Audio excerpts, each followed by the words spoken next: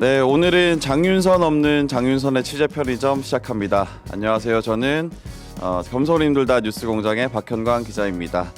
장윤선 기자께서 3년 만에 처음 휴가를 떠나셨습니다. 3년 돌이켜보면 딱 윤석열 정부 집권 시기와 딱 맞아 떨어집니다.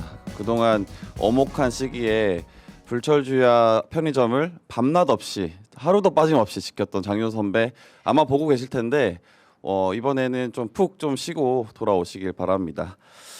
네, 장윤선 기자의 빈자리가 좀 느껴지시겠지만 오늘 하루는 제가 1일 점주가 돼서 편의점을 좀 지켜보려고 합니다. 조금 어색하고 서툴겠지만 이해해 주시면 감사하겠습니다. 매주 수요일 기자들 코너를 지켜주는 경향신문 구교영 기자님, 그리고 오늘은 저의 든든한 파트너 CBS의 이정주 기자님 함께하십니다. 어서 오세요. 네, 안녕하십니까. 네. 이제 마음이 좀 편하네요. 네, 제가 부담감이 많았었는데 앞에 어려운 과정 지났으니까 선배들께서 오시니까 제 마음이 편합니다. 편의점 알바비 좀 줍니까? 얼마나 주실지 모르겠는데 저는 그 알바비 중요하지 않습니다. 우리 장윤선 선배 휴식이 더 중요하다. 알바가 정치도 할 줄 알아요. 요새. 그러니까 이런 분들을 전문가인가? 정치 분야에 수출해야 될 것 같아요. 윤선 보니까. 선배 잘 쉬고 오십시오. 네. 요새 알바 무서워요. 이제 이 느낌이 남다르네요. 저희 그 두 기라성 같은 선배님들을 옆에 두고 무슨 또 제가 가운데 앉아서 어제도 같이 방송했잖아요. 무슨 어제는 자리가 바뀌었고. 자리가 바뀌어서 항상 나갔었는데 네. 패널로 나갔었는데 이렇게 가운데 앉아 있으니 또 약간 권력의 맛이란 게 이런 겁니다. 좋죠. 네. 개엄 한번 하세요. 마치 다른 그 선배 기수를 제치고 법무부 장관이 된 한동훈 같은 느낌입니다. 본인을 한동훈으로 치켜세우네요. 보니까 지금 분위기가. 우리 뭐가 되는 거죠 지금? 조은석 특검을 물러나게 한 중앙지검장으로 올라왔다. 그렇죠. 윤석열. 기분 좋습니다. 네. 다음번에 혹시 선배님도 휴가 내실 때 말씀해 주세요. 알겠습니다. 근데 결론을 말해드리면은 윤석열이 검찰총장이 됐지만 윤석열을 벌하는 사람은 그의 경쟁자였던 선배 조은석이었다. 이런 조언을 우리 박경만 기자에게 알려드리면서 시작해 보도록 하시죠. 무서우신 그러니까 분들입니다. 그러네요. 네, 본격적으로 이야기 좀 나눠보겠습니다. 심우정 검찰총장이 9개월 만에 사의를 표명했습니다. 그러니까요. 이제 저 이재명 정부가 들어서고 사퇴하지 않을까 예상은 했는데 어제 좀 급하게 한 느낌이었어요. 맞아요. 네. 그러니까 일요일 날에 사실은 봉욱 민정수석과 정성호 법무부 장관 후보자를 지명을 했고 그 이후로 이틀 만이 화요일이죠. 그 심우정 검찰총장이 사의를 표명을 했는데 굉장히 전격적인 형태였고, 그리고 이제 어떻게 보면 윤석열 정부의 두 번째 검찰총장 아닙니까? 이원석 검찰총장이 임기를 다 마치고 물러났고 지난해 9월에 김건희 수사가 본격화하는 가운데 어디 구원투수로 들어온 사람인데 검찰총장의 임기라는 게 법정으로 사실 2년이 보장이 돼 있습니다. 그럼에도 불구하고 1년도 못 채우고 나갔다는 점에서 기본적으로 본인의 결심이 섰다라고 볼 수밖에 없을 것이고, 그 결심이라고 한다는 것은 더 이상 그 본인이 검찰 조직을 수호할 수 없다라는 개인적 판단이 들었던 것 같고, 그 근간에는 화요일 날 있었던 인사에서 본인이 아마도 패싱을 당한 게 아니냐는 여러 가지 관측들이 나오고 있는데, 그도 그럴 것이 기본적으로 심우정 검찰총장은 사법연수원 기수가 26기입니다. 네. 그의 반면에 봉욱 민정수석은 연수원 19기예요.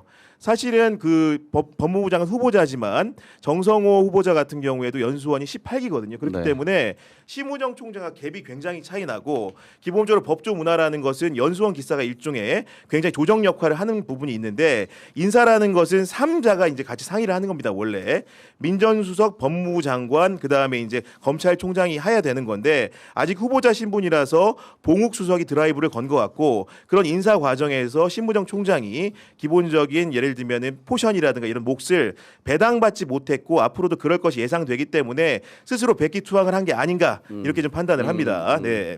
혹시 그 부분에 있어서 저는 그런 생각도 들더라고요. 약간 본인의 신상이 계속해서 공격이 들어오니까 그게 좀 싫어서 나간 거 아닌가. 취재를 좀 해봐도 본인도 원래부터 계속 나가고 싶어 했다. 뭐 이런 얘기도 좀 돌더라고요.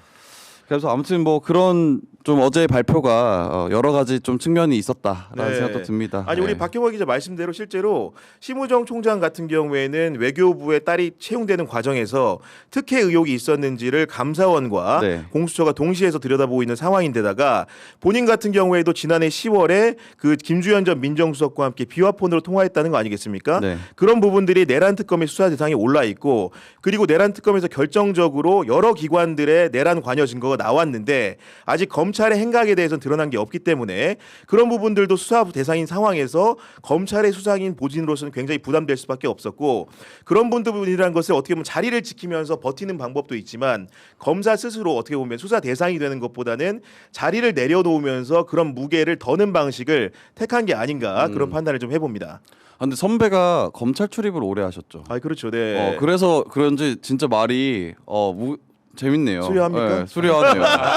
네, 끊기지 않고 이렇게. 그래서 근데 제가 봤을 땐 검찰보다 광고를 더 잘해요. 네. 10년 출입한 검찰보다 광고 출입은 얼마나 했습니까?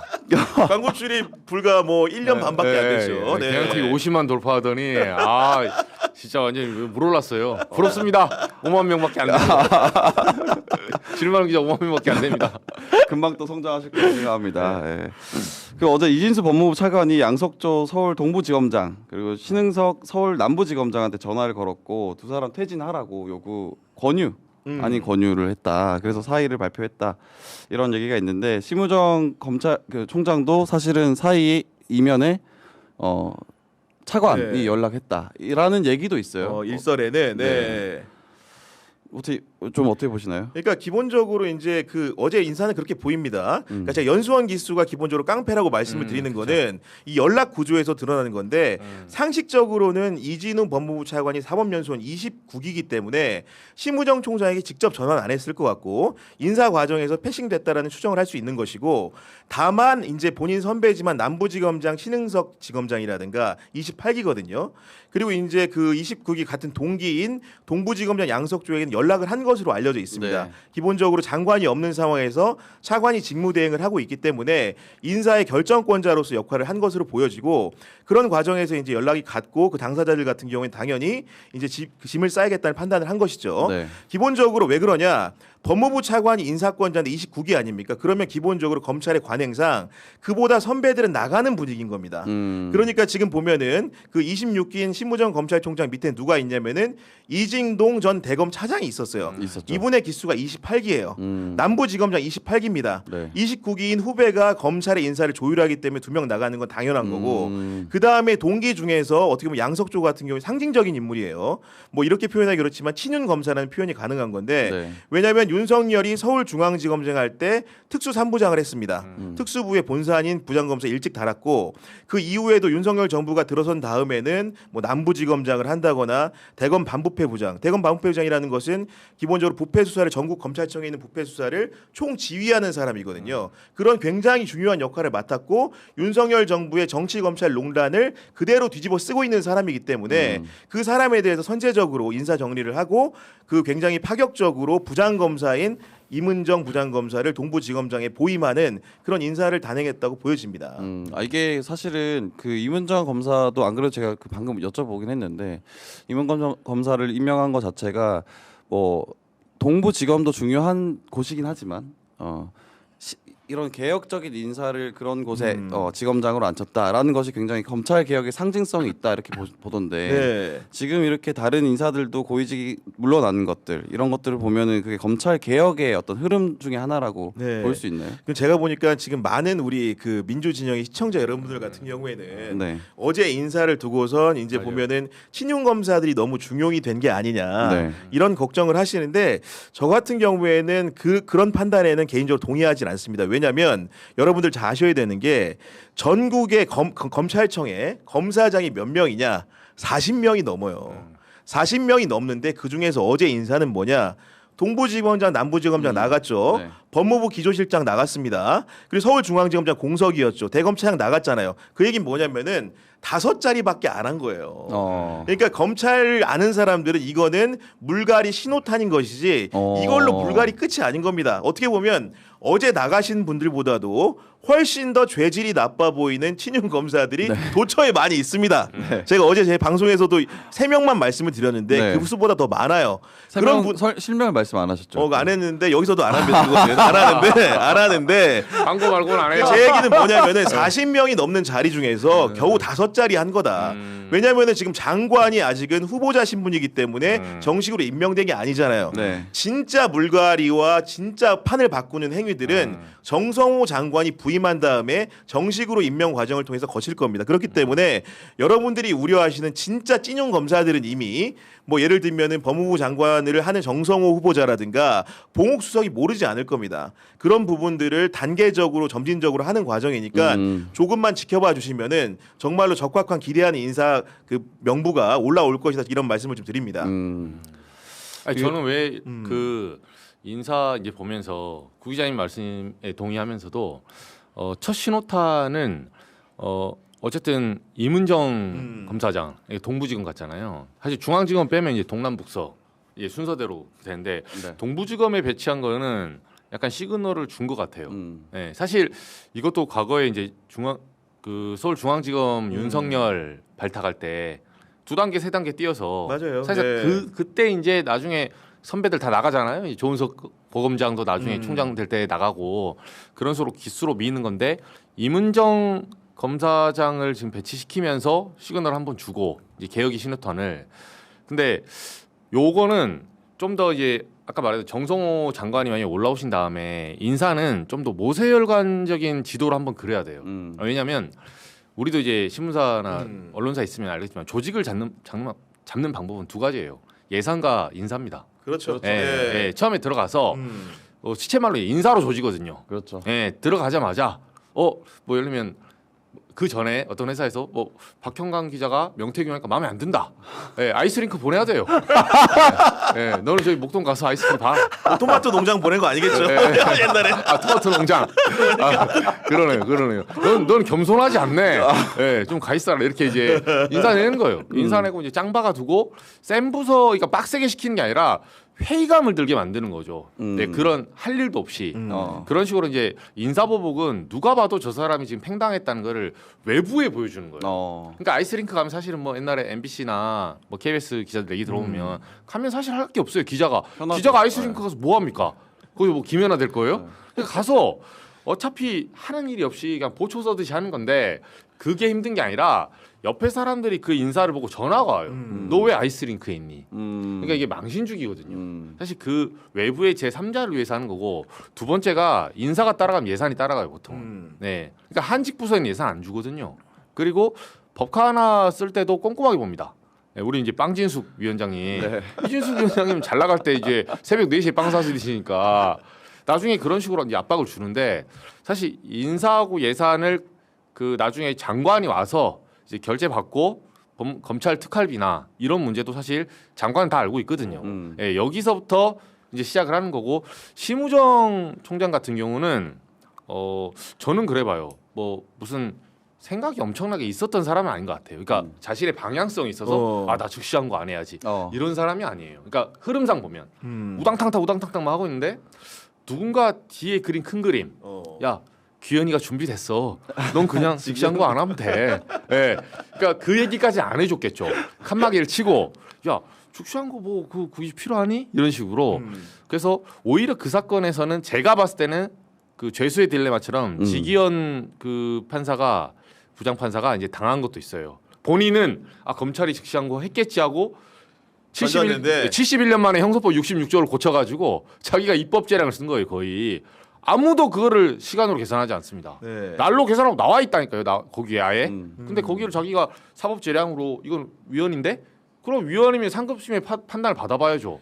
자기가 왜 판단합니까? 근데 그거를 심우정 총장 정도는 제가 봤을 때는 앞단의 얘기와 좀 더 검찰에 가깝게 얘기를 들었던 것 같아요. 그래서 이제 이분이 조금 우유부단하고 유약한 이런 선택의 그런 걸 보이거든요. 원래 총장 그 감이 아니었잖아요. 나가는 거였어요. 그래서 저희 취재원들은 그렇게 얘기하더라고요. 심우정 총장은 자기가 영전시켜준 윤석열에 대해서 이제 채무를 갚기 위해서 직성을 포기한 거다. 근데 그 포기와 동시에 이제 딸 문제가 나온 거죠. 네. 그 빠트하신 거니까. 아니 뭐- 그리고 이제 제가 이문정 동부지검장이 얼마나 승진한 건지를 우리 시청자들 같은 경우에는 그렇죠. 또 검찰을 잘 모르니까 좀 그렇죠. 편하게 좀 설명을 드리면은 네. 검사라는 게 3단계로 나뉩니다. 일단은 평검사가 있어요. 그리고 이제 알등시는 것처럼 서울 그 중앙지검처럼 지방 검찰청이 있고 고등 검찰청이 있고 대검찰청이 있는 거잖아요. 그러니까 쉽게 얘기하면 지방 검찰청급의 검사를 우리가 평검사라고 합니다. 네. 통상적으로 우리 평상 직장에서 볼 수 있는 뭐 사원 대리쯤 되겠죠. 그렇죠. 과장 이런 사람들인데 이런 사람들이 나중에 숙성이 돼서 승진을 하게 되면은 고검 검사급의 주위에 오르는데 이게 흔히 얘기하는 부장 검사나 차장 검사를 일컫는 겁니다. 근데 통상적으로 회사에선 차장 다음 부장인데 그 검찰청 같은 그렇죠. 경우에는 부장 검사 반대죠. 다음이 차장 검사예요. 그렇죠. 그러니까 쉽게 얘기해서 차장 검사 산하에 여러 명의 부장 검사가 있다고 보시면 됩니다. 그리고 그런 차장 검사의 지위를 거치게 되면은 대검 검사급이라고 해가지고 검사장이나 고검장이 되는데 검사장은 1급 공직자가 되는 거고 이게 지방 검찰청의 검사장 정도 되는 거고 네. 고검이라는 것은 그보다 상급청인 고등 검찰청의 검사장이 되면은 쉽게 얘기해서 차관급 공직자가 되고 대한민국에 총 9명이나 있는 겁니다. 네. 검찰에는. 차량이 나와요, 그리고. 네, 차량도 나오고 이런 네. 건데 이런 상황에서 이문정 부장검사는 대전지검에서 중요경제범죄조사단이라고 중경단이라는 데가 있는데 거기에 부장검사였던 거예요. 네. 그럼 생각을 해보세요. 낙향한 거잖아요. 부장검사에서 차장검사 올라가서 차장검사에서 검사장이 돼야 되는 건데 그 차장검사에서 검사장 되는 게 또 쉬운 일이 아닙니다. 전국 검찰청에 차장검사가 하고 많지만 그 중에서도 주요 검찰청에서 주요한 보직을 한 사람들이 검사장이 될 수 있는데 차장검사도 거치지 않은 부장검사 이문정이 동부지검장에 승진 보임된 겁니다. 뭔 얘기인지 아시죠? 전임 네. 양석조는 보세요. 대검 반부패부장 검사장 지위를 잘 거쳐왔고 그 전에 남부지검장을 갔다 온 사람이에요. 검사장 자리를 2번 하고 3번 온 사람인데 이문정은 차장 검사 한 번 안 해보고 바로 부장 검사에 점프업을 한 거기 때문에 이거는 검찰 사회에서 보내준 신호는 생각보다 굉장히 파격적이고 큰 겁니다. 조직원들 입장에서 봤을 때는 야 부장 검사도 한 번에 검사장이 될 수 있구나. 그 얘기는 뭐냐? 고검 검사였던 그 갑자기 윤석열이 대구고검에 있다가 서울중앙지검장 간 거랑 비슷한 거라고 보시면 돼요. 사실 조직에 주는 시그널 같은 경우에는 그리고 승진한 사람이 어제 3명인데 하나는 김태훈 신임 남부지검장이 있는데 그분 같은 경우에도 서울고검 검사입니다. 이분은 이미 문재인 정부 때 서울중앙지검 4차장 검사를 했어요. 4차장이 뭐냐? 중앙지검 같은 가장 큰 중요 검찰청에서 가장 주요한 지위의 차장 포스트를 맡은 겁니다. 네. 그런 이력이 있기 때문에 검사장을 달아도 윤석열 정부 때 물은 먹었지만 이해가 간다고 할 수 그렇죠. 있지만 그렇죠. 이문정의 경우는 김태훈과 비교해도 훨씬 더 큰 간격을 한 번에 뛰어넘은 거다. 이렇기 때문에 이문정 인사라는 것은 우리 바깥에서 보시는 분들은 정의 구현이라고 생각할지 모르겠지만 검찰 내부에 있는 조직원들이 봤을 때는 굉장한 파격이다. 충격파가 다르다. 이런 설명을 좀 드릴 수 있을 것 같습니다. 네. 야, 설명이 네. 와, 깔끔하네요. 이제 집에 좀 가도 되나요? 아, 충분히 한 것 같은데 지금. 출연료를 더 드려야 될 것 같은데. 처음부터 보고 읽으시는 줄 알았어요, 저는. 제가 본 구교영 기자, 교영이 제 친구인데도 동접자 아직 10,000명 안 넘어서 이렇게 네. 했는데 제가 본 것 중에 가장 브라이트한 모습이었어요.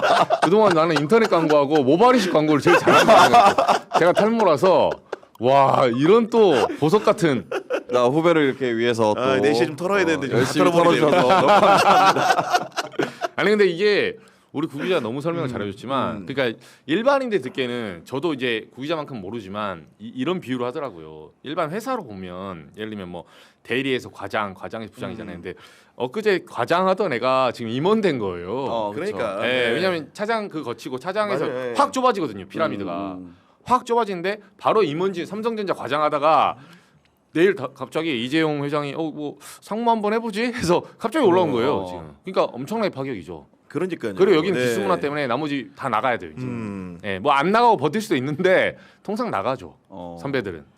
검찰 내에 보내는 메시지가 상징적인 메시지가 크다. 그렇죠. 아, 이번 그런 인사를 정리할 수 있을 것 통해서 같고. 그리고 네. 아마도 이제 후속 인사가 정성호 법무부 장관이 오면 있을 텐데 네. 그런 부분에 대해서도 발탁 인사가 향후에도 추가적으로 있을 수 있다라는 신호로 보이기 때문에 아마도 나갈 걸 준비하는 분들이나 혹은 발탁 대상임을 기대하는 분들에게는 굉장히 어떻게 보면 우울한 신호, 반대편의 청신호 이렇게 될 것 같습니다. 네. 그럼 다음 검찰총장은 좀 네. 누가 될 것 같으세요? 아 검찰총장은 찌라시 한번 돌던데요. 아니 근데 저는 뭐 거기에 대해서도 이제 일일이 언급하는 분들이 있는데 제 관측은 뭐냐면은 기본적으로 비우고 오래 갈 것 같다라는 생각이 드는 거고 왜냐면은 지금 심우정의 판단이라는 것은 저는 미스라고 보는 것이 심우정이 사실은 본인이 검찰 조직을 본인의 기준과 잣대로 끝까지 지키고 싶었으면은 그 어제 사의 표명하고 오늘 나가면 안 됩니다. 그렇죠. 왜냐하면 검찰총장이라는 것은 기본적으로 본인들이 생각하는 기준 하에서의 그런 수사권 문제라든가 조직을 보호하는 방파제가 돼야 되는데 심우정의 어제 결단은 검찰 조직원들 사이에서는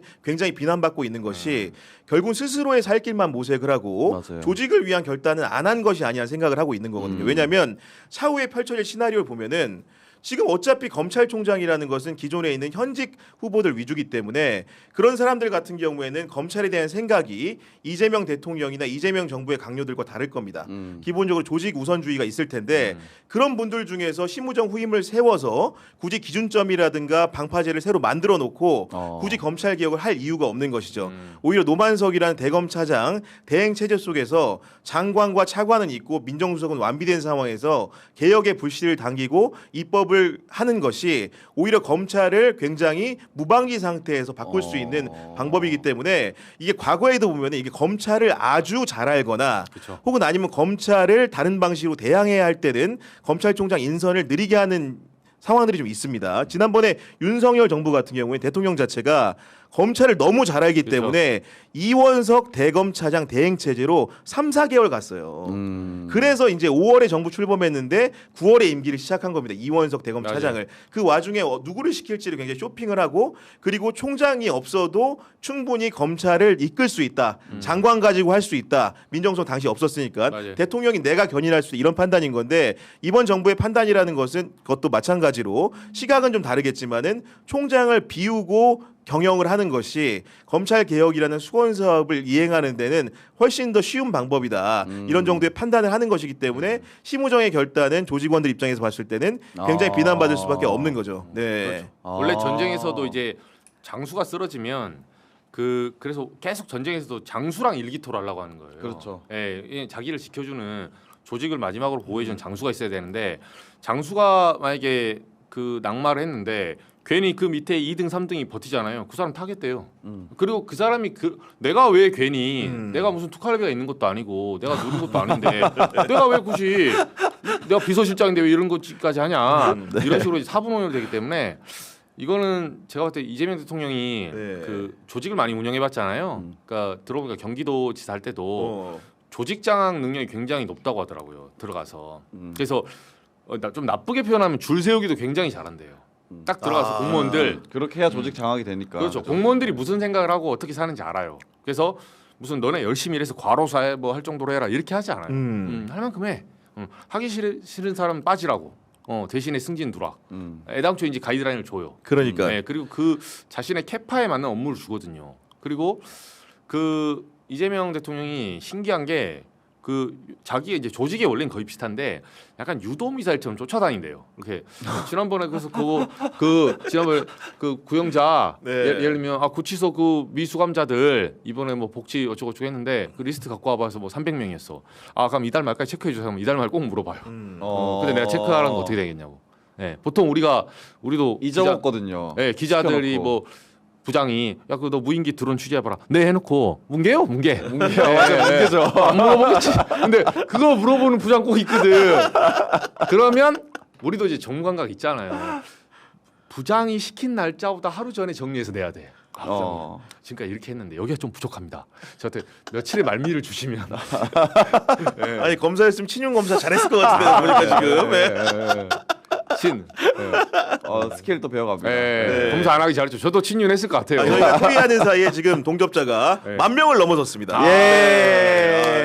편의점. 윤선 선배 보고 계신가요? 네. 아마 보고 계실 거예요. 아마 휴가 가서도 우리 알바생 잘하고 있나? 혹시 뺑기 부린 거 아닌가? TV로 다 지켜보시고 근데 있을 것 장 선배 이제 같습니다. 주인장 없으시니까 구두 형이 입이 터져가지고. 특검 얘기를 좀 해보면 이제 어쨌든 7월 5일 날 오전 9시 출석 통지를 했는데 그러면은 10시에 나가면 안 되겠냐 또 했어요. 네. 7월 5일에는 나오겠죠 그러면? 일단은 뭐 7월 5일엔 당연히 나올 거고 기본적으로 윤석열과 조은석의 기싸움이 너무 재밌습니다. 그러니까 네. 제가 연수원 기수가 깡패라고 얘기했죠. 그 윤석열은 23기, 네. 조은석은 19기입니다. 네. 뭐 나이가 어쨌든 간에 5살 더 조은석이 기본적으로 검사 생활을 훨씬 더 오래 했고 그리고 윤석열보다 상위 지위에서 했기 때문에 나이는 어린데 기수는 높다. 뭐 여하간 그런 여러저런 이유로 고수했으니까. 조은석이라는 사람이 윤석열한테 빚진 것도 없고 그렇기 때문에 이렇게 당당하게 할 수 있는 것 같고 지난번에 이제 지난주에도 토요일에 나왔잖아요. 그때도 이제 오전 9시에 나오니 많이 10시에 나오니 많이 하다가 기본적으로 윤석열이 청을 들어줬습니다. 그거는 10시에 나오라고 했던 거고 대신 다만 지하 주차장을 이용한다고 안 하니까 된다. 단칼에 잘랐죠. 네, 많다. 그럼 일단 장소에 대해서는 제약을 두고 출석을 시켰기 때문에 앞으로 지하 주차장 출석은 적어도 특검 나올 때는 없는 겁니다. 네. 일단 장소적 조건을 지난주에 제한을 하고 이번 주에는 시간 조건도 제한을 걸어버린 거죠. 네. 네가 자꾸 10시에 나온다고 하는데 집도 코앞인데 왜 10시에 나와야 되냐? 가까우니까 9시에 나와라. 정상적인 생활을 보여줘라. 이렇게 함으로써 이번에도 얄짤없이 9시에 나오라고 했기 때문에 윤석열이 여기서 미치지 않은 이상 10시에 나올 일은 없는 겁니다. 네. 그럼 결국은 두 번의 수싸움에서 장소적인 논거, 시간적인 논거를 다 기본적으로 조은석이 윤석열한테 빼앗아서 이긴 거거든요. 그렇기 때문에 수사 페이스 자체가 특검 수사의 페이스대로 피의자 윤석열이 이끌릴 수밖에 없는 환경을 만들었고 이번 조사 같은 경우에는 훨씬 더 치열한 조사들이 많지 않겠습니까? 지난번 1회 조사에서 윤석열이 당황한 모습이 역력했다는 게 정설이고 그러면서 15시간 조사를 받았다고 하는데 실제로 신문 시간은 5시간밖에 안 된다는 거잖아요.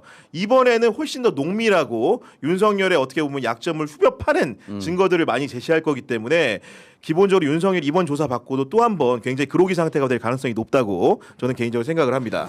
저는 인상 깊은 게 이게 지금 지난번에 구경 기자 말한 대로 이 두 가지 특징이 있어요. 첫 번째는 토요일마다 부릅니다 지금. 예, 주말에 부르죠. 평일에 안 부르고. 그리고 조은석 특검에 제가 여기 이제 슈 편의점 와서 이번 주에 경향 TV를 못 가서 제가 못했는데 수사 감각이란 책이 있어요. 수사 감각. 예, 법무연수원 교재입니다. 아, 그거 못 2019년에. 봤네. 예.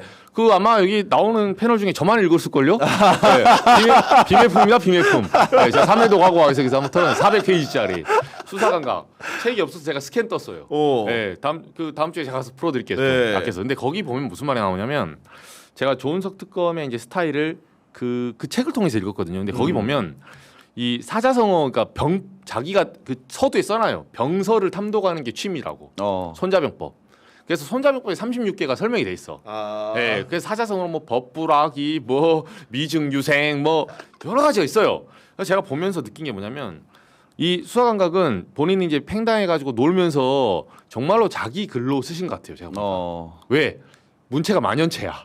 네, 검찰 특유의 원래 그 출판사에서 교육을 해주면 단문체로 가거든요. 맞아요. 네, 그래서 제가 이 책을 보면서 진짜 이 사람이 가슴으로 썼구나. 근데 오늘 제가 이 얘기를 왜 하냐면 제가 윤석열 요거 잡는 거 보고, 그러니까 지난번에 10시 양보했죠. 이번엔 양보 안 하잖아요. 그 책에 나와요. 무슨 내용이냐? 이 전략이 나오나요? 나옵니다. 그러니까 제가 그 책을 보면서 좀 중요한 부분을 좀 기록을 해놨었는데 저는 보면서 한편으로 생각했어요. 이 수사 감각이 아니라 예를 들면 제목을 가렸잖아요. 네. 만약에 제목을 가리고 이 책을 읽었다면 윤석열? 예를 들면 그러니까 수사 감각의 책을 조은석 특검이 안 썼다는 전제하에 저자를 모른 채로 제가 책을 읽었잖아요. 저는 정말 저자가 나쁜 놈이라 생각했을 거야. 왜? 정말 사기꾼 같은 짓을 많이 써놓거든. 어떻게 사람 머리 위에 이렇게 놓으려고 하지? 네, 사람이 심리를 읽고 허를 찌르고 뭐 교토 삼굴 이렇게 구를 3개 파놓고, 그러니까 좀 어떻게 보면 이종격 투기 같은 거 복싱 보면 앞에 잽을 던지는 거야. 첫타 잽은 이 사람 움찔하게 스텝을 이동시키는 거지 스트레이트가 아니에요. 근데 다 계산돼 있는데 손자병법 중에 이런 문구가 있더라고요. 제가 이제 그 한 페이지 중에 제목은 생각이 안 나는데 이분이 한 번 썼던, 그러니까 한 번 전장에서 승리했던 병법 있죠. 그건 2번 다시 쓰면 안 된다. 네, 그러니까 지금 처음에 주차장 장소를 양보했잖아요. 네. 근데 시간 들어준 거야. 그러니까 윤석열은 거기서 이거 받아준 것 같아. 미니까 되네, 미니까 되네. 나는 이겼네. 네, 하지만 조은석 특검은 여기까지는 시간 그래도 한번 네가 시간 하니까 이제 언론 플레이 한번 한 것 같아요. 제가 봤을 때 약간 우리가 이게 편의를 봐주고 있다. 윤석열에게 편의를 봐주면서 한 칸 뒤로 물러나 준 거예요. 일부러. 사실 9시나 10시나 이게 큰 차이도 아니지만 윤석열에게는 그 1시간이 뭐가 중요하냐면 내가 지금 관철하고 있다는 걸 보여주는 거예요. 나의 지지자들에게 여러분 난동 부려라. 앞에 와서 현수막 펼쳐라. 내가 다음에는 이러다 오후 3시에 나가겠다. 1시간씩 미룰 수도 있는 거거든. 그래서 그 아이들 양육법은 원래 보면 초장에 잡아야 되는 게 있어요. 네. 뭐 사탕 밥 먹기 전에 사탕 먹는다. 그러면 타협을 안 돼. 딱 잘라야 되는 게 있는데 이게 사람마다 다르거든요. 근데 윤석열을 다룰 줄 아는 것 같아요. 그 병법이 제가 그 책에서 이게 생각이 나더라고요. 그래서 앞에 썼던 거 한 번 봐줬잖아요. 네. 이분은 생각하고 두 번째는 안 봐주는 거예요 지금. 아니 그리고 조은석 같은 경우에 그냥 이게 뭐 단편적인 얘기긴 합니다만은 조은석이 이제 고려대 법대를 나왔습니다. 근데 네. 조은석하고 봉욱 민정수석 공통점이 있어요. 뭔지 아십니까 혹시? 아 봉욱 예, 수석. 모르시죠? 기수? 봉욱 수석 같은 경우 그 기수 연수원 아. 기수가 동기인데 그게 네. 어떤 거냐면은 서로 대학이 다르잖아요. 네 그렇죠. 봉욱은 고대. 서울대 법대를 나왔고 그다음 그쵸. 조은석은 고대 법대를 나왔는데 네. 두 분의 공통점은 그 대학 4학년 재학 중에 사법 시험을 붙은 겁니다. 그러니까 사실은 이제 그 기본적으로 그 검사나 판사나 인관할 때 연수원 성적도 보고 사시 성적도 보게 되고 여러 가지 소년 등과 여부도 따지게 되는데 법조의 관행상 그렇습니다. 기본적으로 이 두 사람은 소년 급제를 한 사람들이에요. 소년 등과. 그리고 이제 검찰에서도 어떻게 보면 같은 연수원 19기로서 소년 등과한 사람끼리 경쟁 관계였고 실제로 여기에 한 인물이 더 있는데 박근혜 정부 때 민정수석이었던 우병우 수석도 야. 연수원 19기고 서울대 법대 4학년 때 급제한 사람이에요. 맞아요. 그리고 이 연수원 19기 중에서 4학년 때 붙은 사람이 이들만 있는 게 아니고 대체로 판사 직군에 더 많아요. 그쵸. 예를 들어서 김소영 전 대법관 같은 분. 네. 이런 분이 대표적으로 연수원 19기에 서울대 법대 4학년 때 붙은 분인데 아까 이제 머리 좋은 척도가 여러 가지지만 뭐 시험을 잘 본다고 평가할 수도 있지만 조은석 그 특검 역시 어렸을 때부터 수재였고 이런 부분에 굉장히 도 같은 사람이다. 아까 책에 대한 언급을 했지만은 그리고 하나 더 말하면 이게 브리핑을 좀 잘하는 것 같잖아요. 느낌에 특검에서 이제 맞아요. 특검보가 박지원 맞아요. 특검보가 예. 그게 왜 그러냐? 조은석이 대검 대변인 출신이에요. 아. 제가 대검 대변인 할 때 출입을 해서 잘 압니다. 조은석이 어떤 사람인지를. 같이 호랑이. 밥도 먹고 예, 술도 먹고 다 술도 해봤을 먹고 거 아니에요. 예. 기본적으로 기자가 느끼기에도 뭐 이런 표현이 좀 예. 저질스럽지만 머리가 팍팍 돌아갑니다. 그냥. 요새도 전화 받아요? 구 기자님. 그러니까 전화? 요즘 같은 경우에 제가 뭐 노코멘트 하겠습니다. 맞네 맞네. 예. 야, 아니, 이거 대박이네. 받아주시네. 저는 업무 수행을 하는데 제가 네. 전화드리지 않죠. 결례를 범하지 않습니다. 저는 네. 중요한 중대 업무를 수행하는데 네. 제가 이제 영향을 끼치면 안 되기 때문에 그렇게 하지 않지만 여하간 조은석 특검이라는 분은 대검 대변인을 해서 언론 감각도 있고 좋아요. 언론 감각이라는 것은 기본적으로 정보 감각을 배태하는 겁니다. 그런 사람이라는 것을 알게 되면 조은석이 윤석열을 손바닥에 놓고 노는 느낌을 두는 것은 기본적으로 윤석열이 안 해본 것은 어떻게 보면 대변인 같은 건 또 안 해봤어요. 그렇죠. 윤석열은 특수부 검사만 했기 때문에 언론을 자기가 소나기에 쥐고 논다고 생각했는데 맞아요. 언론이라는 것은 그의 정보가 필요했던 것이지 실제로 그가 유려하게 춤을 춰서 우리가 같이 보조를 맞춰준 게 아니거든요. 그렇죠. 근데 조은석은 스텝 조직에서 대변인 업무를 하면서 맞아요. 기자들과 함께 탱고를 추는 법을 배운 사람이야. 어. 그러니까 윤석열이 언론을 이용하는 것과 조은석이 언론을 이용하는 것은 하늘과 땅 차이일 수밖에 없는 맞아요. 겁니다. 이게. 아, 그래서 그렇게 중간에 네. 계속 나와가지고 실시간으로 그 수사 상황 그렇죠. 얘기해주고 속보 네. 계속 나오고 그럼요. 이걸 완전히 잘 아시는 분이군요. 옛날 스타일로 확실히 잘하기 때문에 이렇게 윤석열이 지금 어떻게 힘도 못 써보고 당하는 겁니다 지금. 네. 아 근데 이번에 내란 특검 보면은 외환죄 수사도 하는 것 같던데 기사가 나왔던데. 네. 무인기 예, 관련. 무인기 관련. 네, 그래서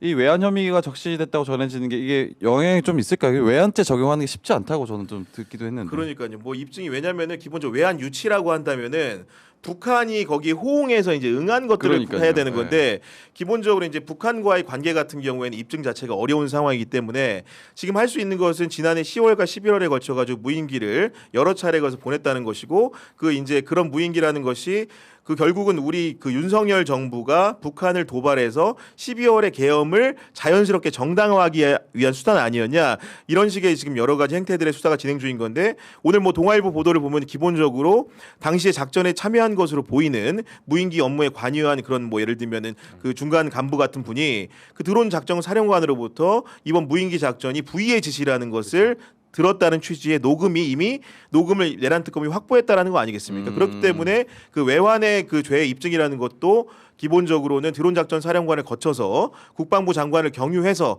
바로 종착지는 윤석열로 가고 있는 분위기이기 때문에 이건 역시도 특검의 주요한 수사 타깃이 되고 있고 이번에 영장을 재청구한다고 하면 주된 범죄 사실을 구성하지 않을까 이런 생각을 좀 하고 있습니다. 근데 이 외환죄는 저는 조금 다른 관점에서 이제 보는 것도 있어요. 왜냐하면 이게 전체 소위 말해서 공소 사실에 대한 전체적인 시나리오를 변경시킬 수도 있는 사건이거든요. 왜냐하면 우리는 그렇게 알고 있잖아요. 지금 12.3 계엄 그 당시에 그 평일이고 화요일이었는데 왜 윤석열이 바보처럼 갑자기 막 급전직하해서 혼자 막 이상하게 흥분해가지고 그날 막 뭐 김건희 특검 내지는 뭔가로 네. 이렇게 한 거다 또는 자기는 부정선거라고 우기잖아요. 네. 근데 이 무인기 사태는 보시면 알겠지만 그 정말 신기하죠. 12월 3일 이후에 계엄 이후에 있잖아요.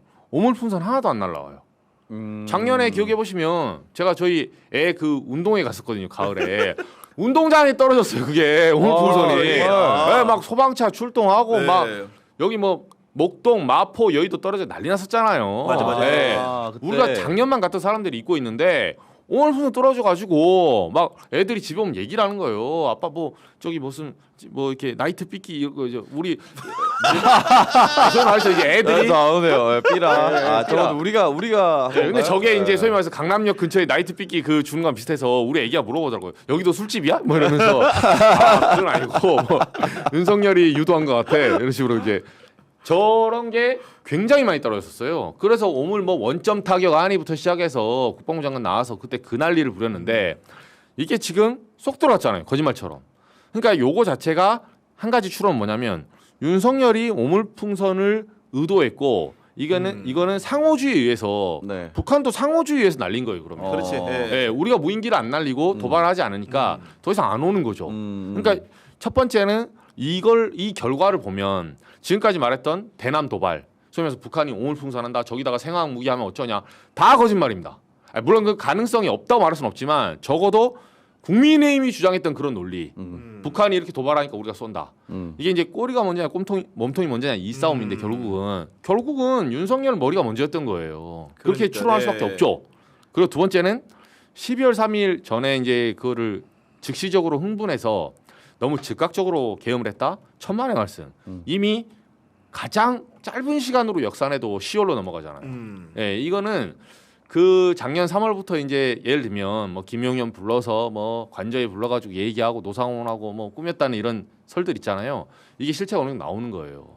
윤석열은 그 관련자들의 이제 멘트를 종합해 보면 아 이 자식들 뭐 계엄 한 번 해서 쓸어버려야 돼 이걸 입에 달고 다녔어요. 예, 관련자들 그 보도 나온 거 보면 그런 식으로 내재적으로 뭐 내일 계엄하겠다 이건 아니었어도 그런 게 배태된 상태에서 너 잘됐다 해가지고 이제 12월 3일로 잡은 건데 그 이후에 첫 성명에 자기가 첫 계엄하고 나서 성명에는 부정선거가 한 단어도 안 나옵니다. 그리고 그 다음번 기자회견할 때 갑자기 부정선거를 들이대요. 그러니까 사실 이거는 저도 이제 취재원들이 많지만 태극기들을 향한 배신이기도 해요. 이거 믿고 아 우리 각하께서 부정선거 밝힌다. 뭘 밝힙니까? 아무 상관없어요. 아무 상관없어요.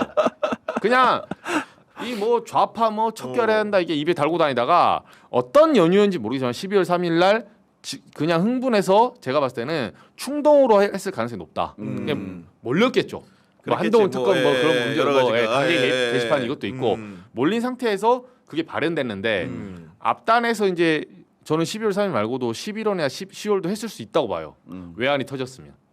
그래서 옛날에 97년 총풍처럼 북한이 반격하길 바랬던 거죠. 뭐 국지전이라도. 물론 이걸 한다 전면전이 일어날 가능성은 낮죠. 그냥 무인기 보낸다고 전면전 하지 않거든요. 북한이 생각보다 지금은 역설적인데 굉장히 절제력 있고 이성적인 국가라는 게 윤석열을 통해서 드러난 거예요. 국제사회에.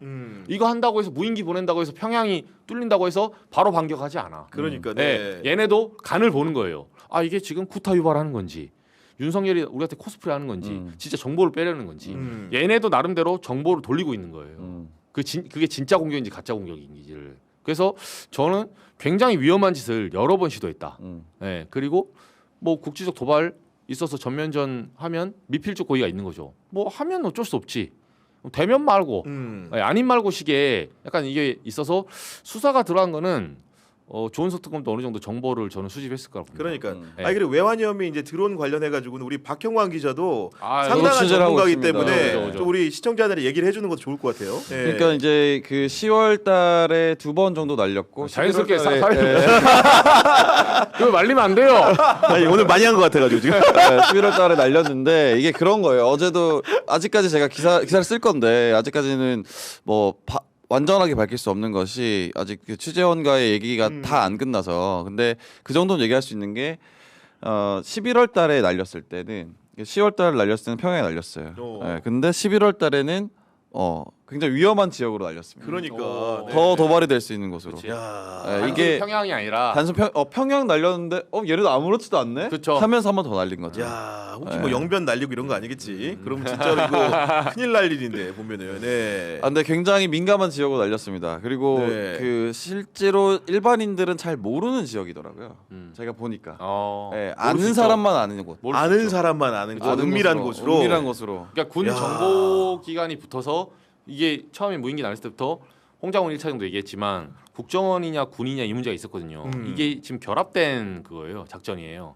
국정원이 사전 파악하고 그렇지. 예, 네. 해외팀이 가동하면서 군이 같이 결합된. 저도 초반에 그렇게 제보를 들었거든요.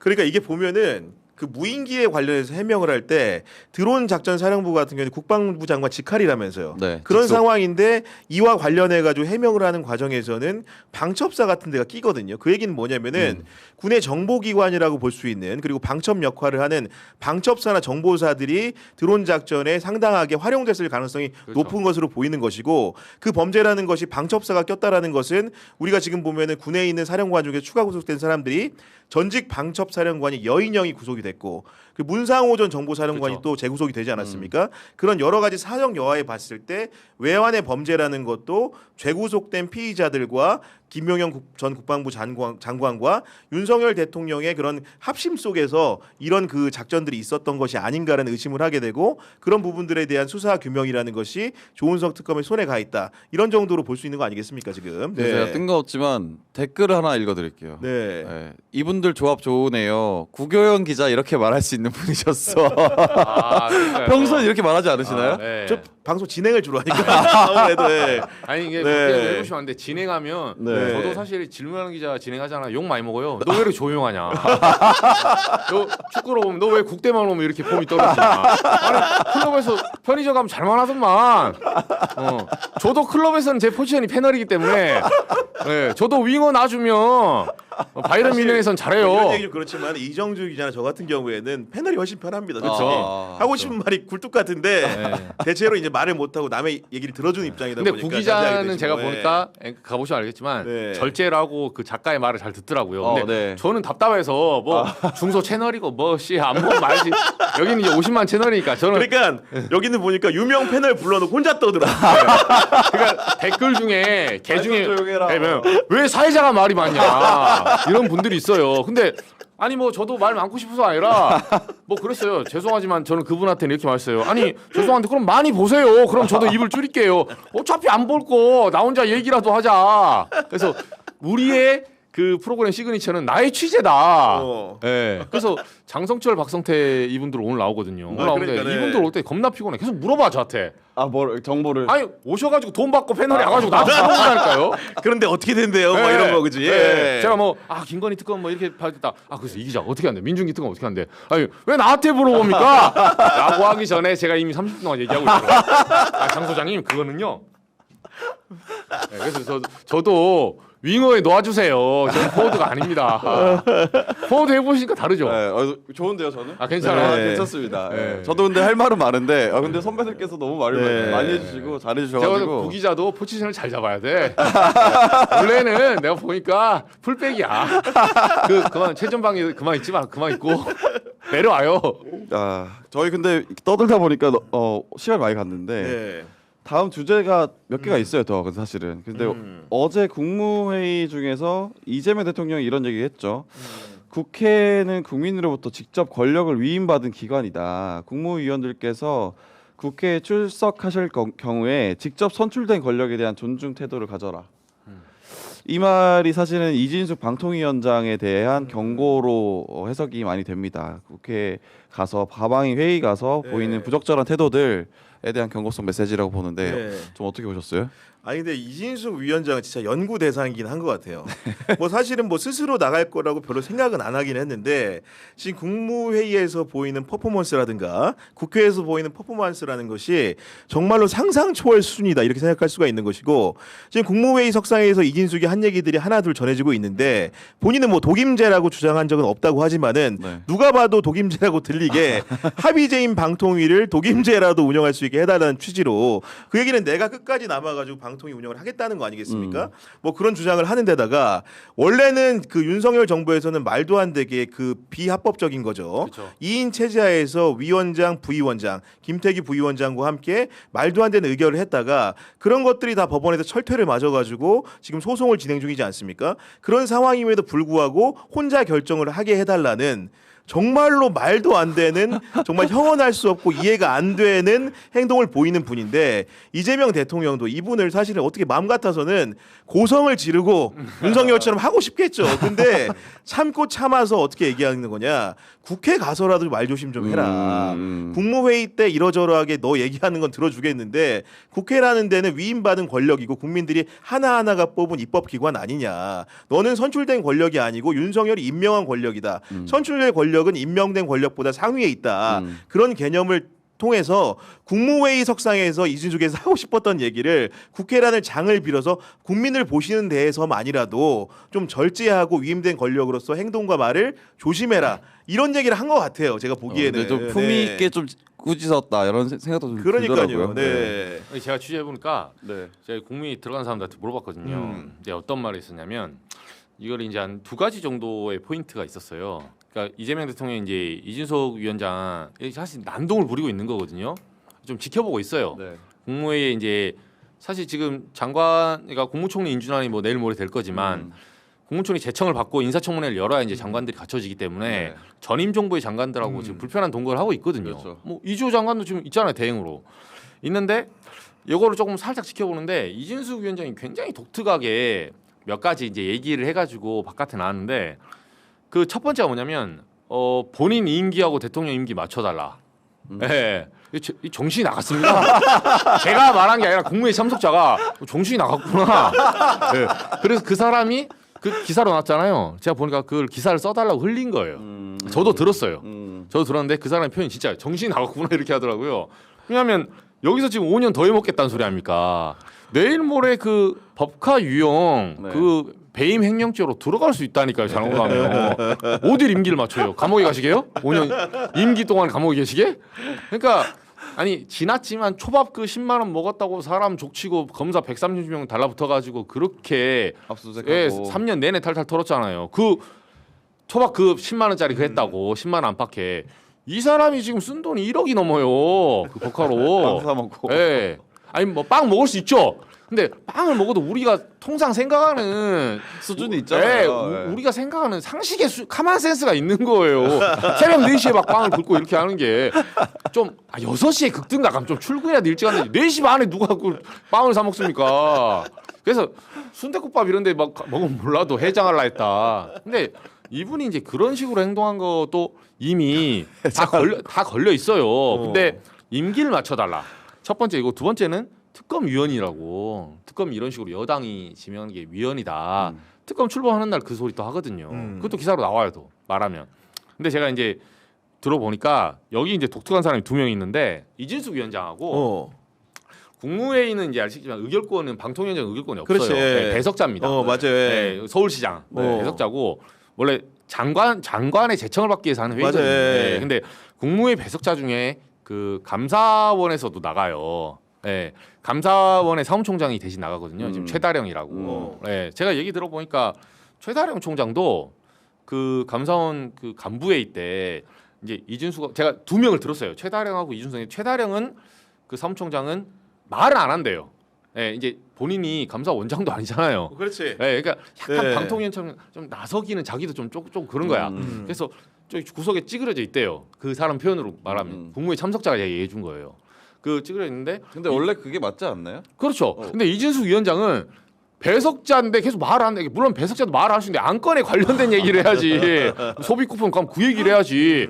뭐 임기 연장해달라고 이런 식으로 약간 소위 말해서 의도적인 그런 도발을 하고 있다는 거예요. 이재명 대통령의 그 심기를 긁어가지고 여기서 이제 뭐 빡 충돌해서 그렇겠지. 자기 체급을 높이고 싶은 거 아니냐. 아, 본인의 체급을 높이기 그렇죠. 위해서 보수 여전사로서. 네, 여기서 내가 끝까지 뭐 소위 말해서 보수 진영을 위해서 이렇게 싸웠다. 내가 빵 먹고 이렇게 열심히 싸웁니다. 보여주려고 하는지 모르겠지만 아무튼 이재명 대통령이 그 책을 높이려고 해서 계속 기사를 만들어내는데 들어보니까 안 나온 기사는 훨씬 많아요. 왜냐면 너무 짜쳐가지고 국무위원들이 넘어가. 어차피 발언권 주지 마. 약간 이런 식인데 제가 놀랐던 거는 그 이준석도 똑같이 할 걸요. 최다령 사무총장 같은 경우는 감사원에 가서 그 간부회의 있잖아요. 네. 아직도 이제 소위 말해서 전임 정부의 이제 잔재들이 남아 있잖아요. 간부들이 다 안 바뀌고 있으니까 이재명 정부가 우리 그러니까 이런 취지로 얘기한 거예요. 감사원 현재 우리 감사원과 이재명 신 정부가 여러분 코드가 맞습니다. 그 간부들이 저 새끼 미쳤네. 네. 그 참석한 간부가 저한테 얘기해 주더라고. 저 무슨 소리 하지 쟤는? 네. 아니 지금 간부회의에서 뭐 이거를 그러니까 최다령 총장의 그런 행동조차도 이 사람들은 이게 너무 큰 징계를 받기 전에 사람이 정신이 나가는 거구나. 약간 이런 식으로. 그러니까 요새는 아예 그립도 잡히지도 않아요. 근데 몇몇 사람들 있죠. 왜냐하면 감사원이 이전에 뭐 관저 의혹 있을 때 다 보고서 뭉갰잖아요. 맞아, 네. 예, 그 라인들이에요 지금. 그 라인들 이진숙 방통위 있을 때. 그러니까 지금 보면 법리의 그 정도가 있는데 완벽하게 뭉개고 예, 그 무소불위로 돌격대로 한 사람들 있거든요. 그 사람들은 막판에 이런 코미디를 하고 있어요 지금 보면. 그러니까 제가 봤을 때 심우정 총장은 그나마 이성이 있는 사람이에요. 정신이 박혀 있기 때문에 그나마 사퇴라도 하지. 빨리 나왔구나. 예, 뭐 예를 들면 뭐 우리 딸은 죄가 없습니다. 막 국민청원하고 이렇게 하잖아요. 날아가는 거야. 근데 그 정도 이성의 끈이 있는데 이진숙 위원장하고 최다령 사무총장 이런 분들은 제가 그때 국무회의 들어간 그 얘기를 들어보니까 지금 이성의 끈을 놨다. 네, 그 참석자들이 얘기를 해주더라고요. 그래서 오히려 잘 안 건드린대요. 네, 그러니까 야, 그 괜히 개싸움하지 마. 쟤 묻으면 큰일 나. 근데 이제 이재명 대통령이 참다가 최근에 이제 과방위에서 하는지 보고 이제 한마디 한 거예요. 네. 조만간 특검에서 부를 수도 있어요 이진숙 위원장. 왜냐면 이진숙 위원장도 전체 그 내란 특검이나 김건희 특검에서 자유로울 수가 없거든요. 네. 이 당시에 뭐 방송 장악 문제부터 시작해서 그 전에 여러 뭐 패널들 조율하는 문제 그리고 그렇죠. 방송 쪽에 제가 들어보니까 의외로 그 김건희 라인에서 댓글 관리 팀도 있었거든요 옛날에. 김건희 뭐 저기 파주에 사는 고모님인가 그 이모님인가 있잖아요. 그런 보도 옛날에 나온 거 저도 이제 그쪽 팀을 취재를 해서 좀 알거든요. 근데 전반적으로 미디어 오프라인 시장과 온라인 유튜브 시장 이게 두 섹터로 나눠가지고 댓글 관리도 하면서 여기에 지금 같이 엮여 있다는 설도 있어요. 이 큰 또 위험한 얘기하네 또 이제. 오늘 알바생들이니까. 네. 아니 저는 제보를 받은 걸 말씀드린 겁니다. 저는 모르는 얘기입니다. 카메라 이게. 끄고 네. 오디오만 켜고 다세요. 1시간 더 해요. 저희. 네. 이거는 우리 질문하는 기자가 가서 제가 자세히 설명하겠습니다. 그러니까 네. 위험한 건 질문하기 기자에서 하세요 이제. 네. 아니 우리 구 기자가 경향TV에서 제가 무슨 말만 하면 그만해. 아니 그렇게 새 가슴을 어떻게 삽니까? 정권이 바뀌었는데 물론 정권이 안 바뀌어도 우리는 이런 말할 권리가 있어요. 네. 말도 못하고 살아요 이제. 알겠습니다. 이게 시간이 다 됐는데 국민의힘 얘기를 좀 하려고 했는데 사실 요즘 국민의힘 얘기가 재미가 없어요. 그래서 하나 이번에 들어오시기 전에 딱 들어왔을 때 뜬 뉴스가 뭐가 있죠? 네. 국민의힘 혁신위원장의 안철수 지명. 네, 송원석 그 이제 원내대표 겸 비대위원장께서 이 인선을 하면서 당 개혁의 최적 임자라고 말했습니다. 어떻게 생각하세요? 코멘트 한 번씩 듣고 이제 마치도록 뭐 길게 말할 게 있냐면 한숨이 절로 나오죠. 사실은 이게 그 안철수라는 사람이 혁신이라는 가치를 점유했을 때는 사실 정치를 처음 시작할 때였죠. 2010년대 초반에 그렇죠. 정말 새정치 물결을 이끌고 내가 이 정치판 구태의연한 정치판을 바꿔보겠다 이런 기치를 걸고 나왔을 때 안철수와 지금 10여 년 동안 정치를 하고 대선 도전도 벌써 몇 번을 했습니까? 사실은 누구보다도 많은 본선 도전을 했기 때문에 그런 사람 사람인 그 안철수와는 질적으로 다른 것 같고 이 사람에게 혁신을 맡긴다면 어떤 결과가 나올까? 사실은 심지어 제3정당 실험도 많이 했는데 그게 다 패퇴해서 다시 거대 양당으로 수렴하는 행태를 보인 분입니다.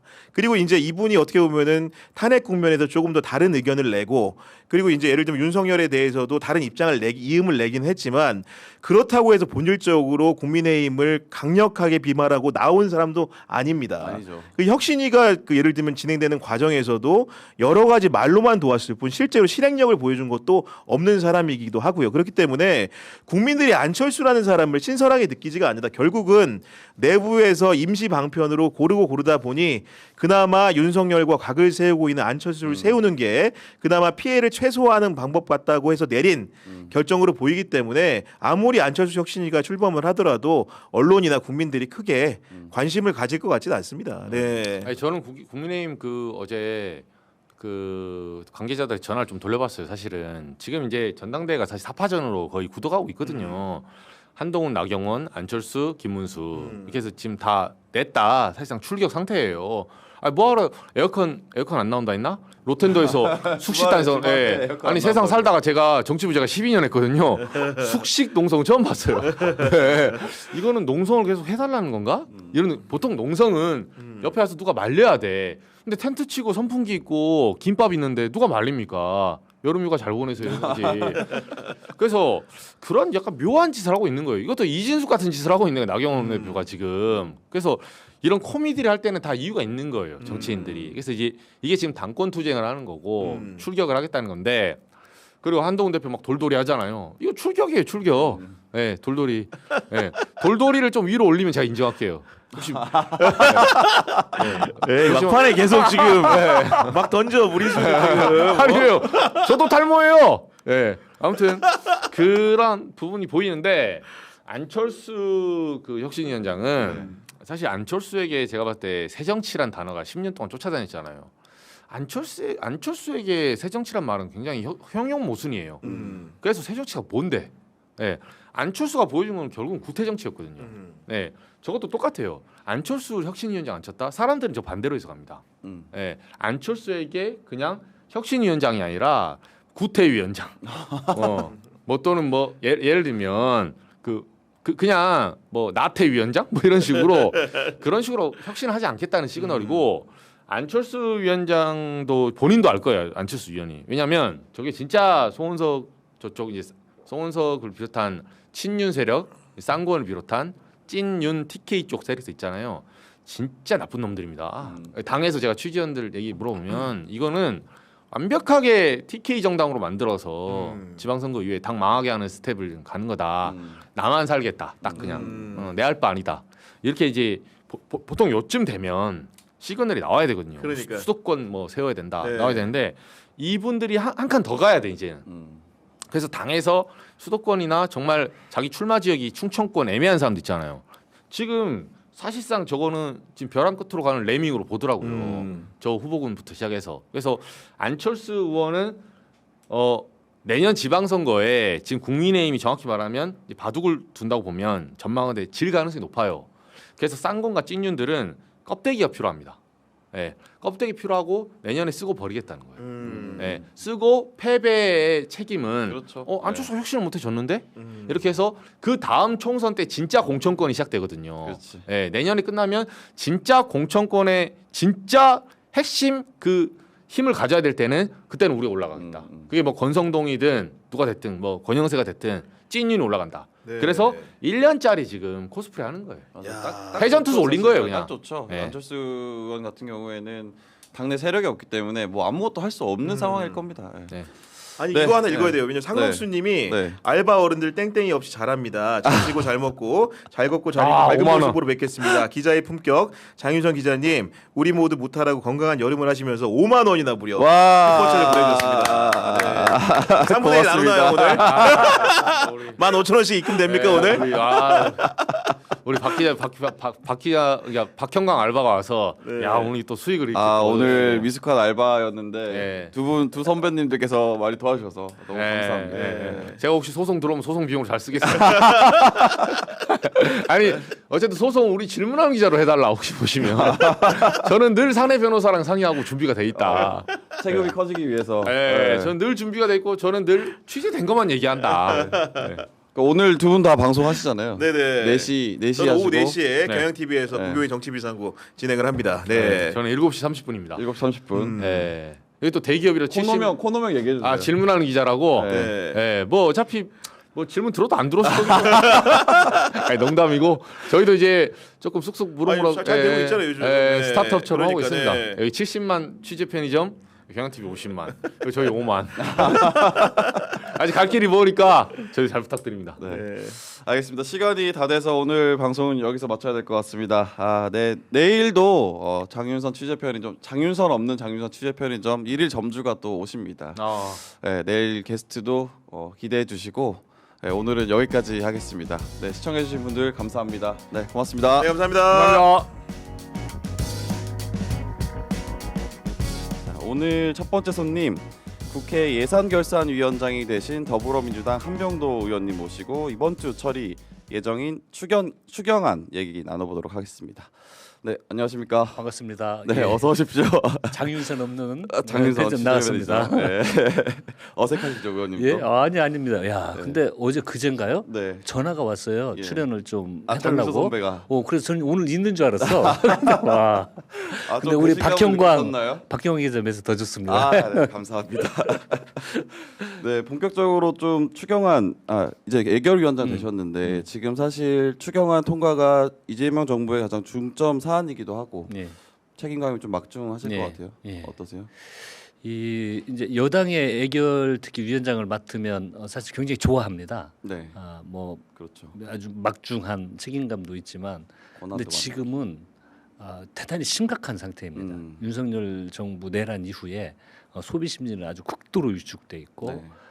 경제도 어떤 성장할 기미를 전혀 보이지 않고 있고 외적인 요건도 뭐 이란 전쟁, 미국의 관세 문제 이런 내외 여건이 너무나 어려운 상황입니다. 그래서 이걸 좀 돌파하기 위해서는 추경을 반드시 통과해야 되고 통과를 해야 되는데 또 이견이 있기 때문에 이걸 조율하는 과정이 있고 해서 정말 좀 책임감과 무게감 그리고 또 이제 비장함 이런 것들이 더 앞섭니다. 그러게 말입니다. 야당에서는 이제 국민의힘에서는 계속 발목 잡기 식으로 무조건적으로 추경은 힘들다라고 네. 말을 하고 있는데 네. 그 부분을 조율하시는 게 되게 큰 숙제이실 것 같아요. 그러니까 이 이제 추가 경정 예산 이걸 진행시키는 것이 뭐 당선 축하금이다 이런 저는 네. 이 막말이라는 생각이 들거든요. 네.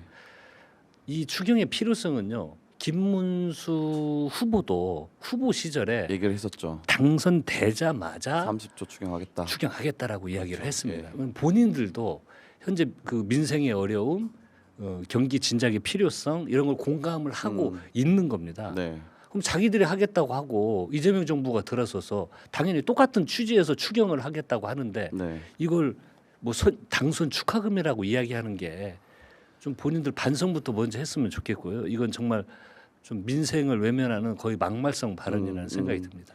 하지만 그런 막말이 또 너무 잘 먹힌다라는 게 또 문제기도 하고 네. 그래서 오늘 그런 내부 세부 사항을 좀 네. 말씀해 주시려고 네, 나오신 네. 것 같은데 네. 그래서 추경안 통과 언제쯤 되시나요? 저는 원래 목요일 날 통과시키려고 했습니다. 목요일 날, 예. 근데 이제 뭐 국회는 여야가 있고 예. 또 야당과 협의를 하는 과정에서 금요일 날 처리를 하는 걸로 그렇게 이야기를 했기 이번 주 때문에 금요일. 이번 주는 넘기지 않습니다. 네. 그리고 4일 날 하시는 거죠? 임시회의 그러면? 마지막 날이기 때문에 4일까지는 통과를 시키겠습니다.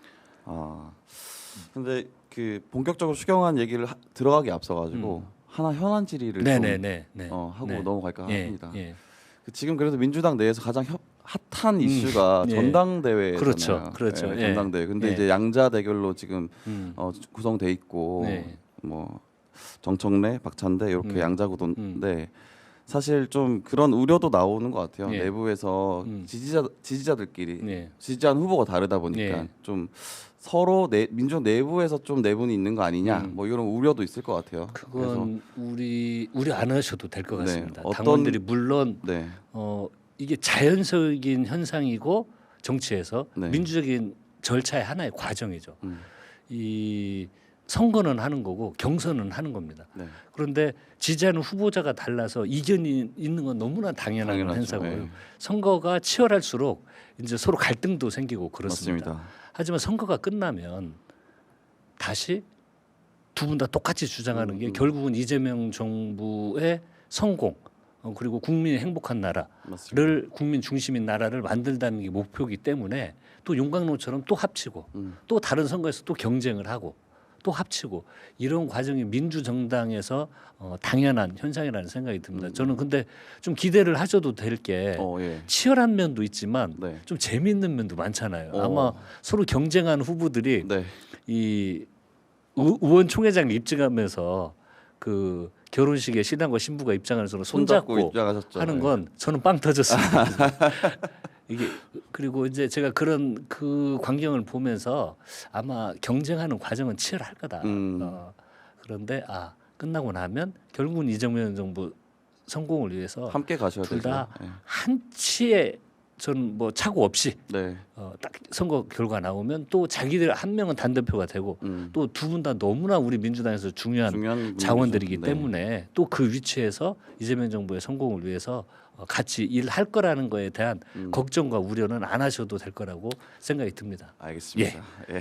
역시 중진 의원으로서 한 말이 잘 들었습니다. 중진, 네. 나는 중진이 아닌 것 같은데 중진 의원이시잖아요. 마음은 지금 마음 초선 의원인데 마음은 마음은 의원. 청춘이고 초선 의원인데 자꾸 중진이라고 해서 예. 그래도 외교위원장까지 하시는 네. 중진 의원님. 네. 그 사실 추경안 통과가 되게 급한 상황인 건데 네. 사실은 뭐 더 빨리도 할 수 있었는데 그 상임위원장 배분을 놔두고 계속 네. 신경전 벌이면서 좀 늦어진 감도 있어요. 네네네. 네, 그런 부분에 있어서 조금 네. 아쉬운 부분도 있으실 것 같은데. 좀 아쉽죠. 그러니까 네. 제가 인사말 드리면서 이게 절박하고 비장한 생각을 해야 된다고 말씀을 드렸듯이 이 진짜 너무 안 좋습니다. 현장. 이 자영업자, 민생 현장이 소상공자, 너무 안 자영업자들은요. 뭐라고 할까 거의 포기 상태. 음. 한 치 앞도 앞을 볼 수 없는 이런 상황입니다. 그 제 지역구가 전북 익산인데요. 예. 구도심을 가면요. 네. 상가가 반절 이상이 비어 있습니다. 정말 을씨년스럽거든요. 문을 지방은 더하죠. 더 예. 심각합니다. 예. 그리고 이제 수도권도 그런 현상들이 나타나고 예. 있습니다.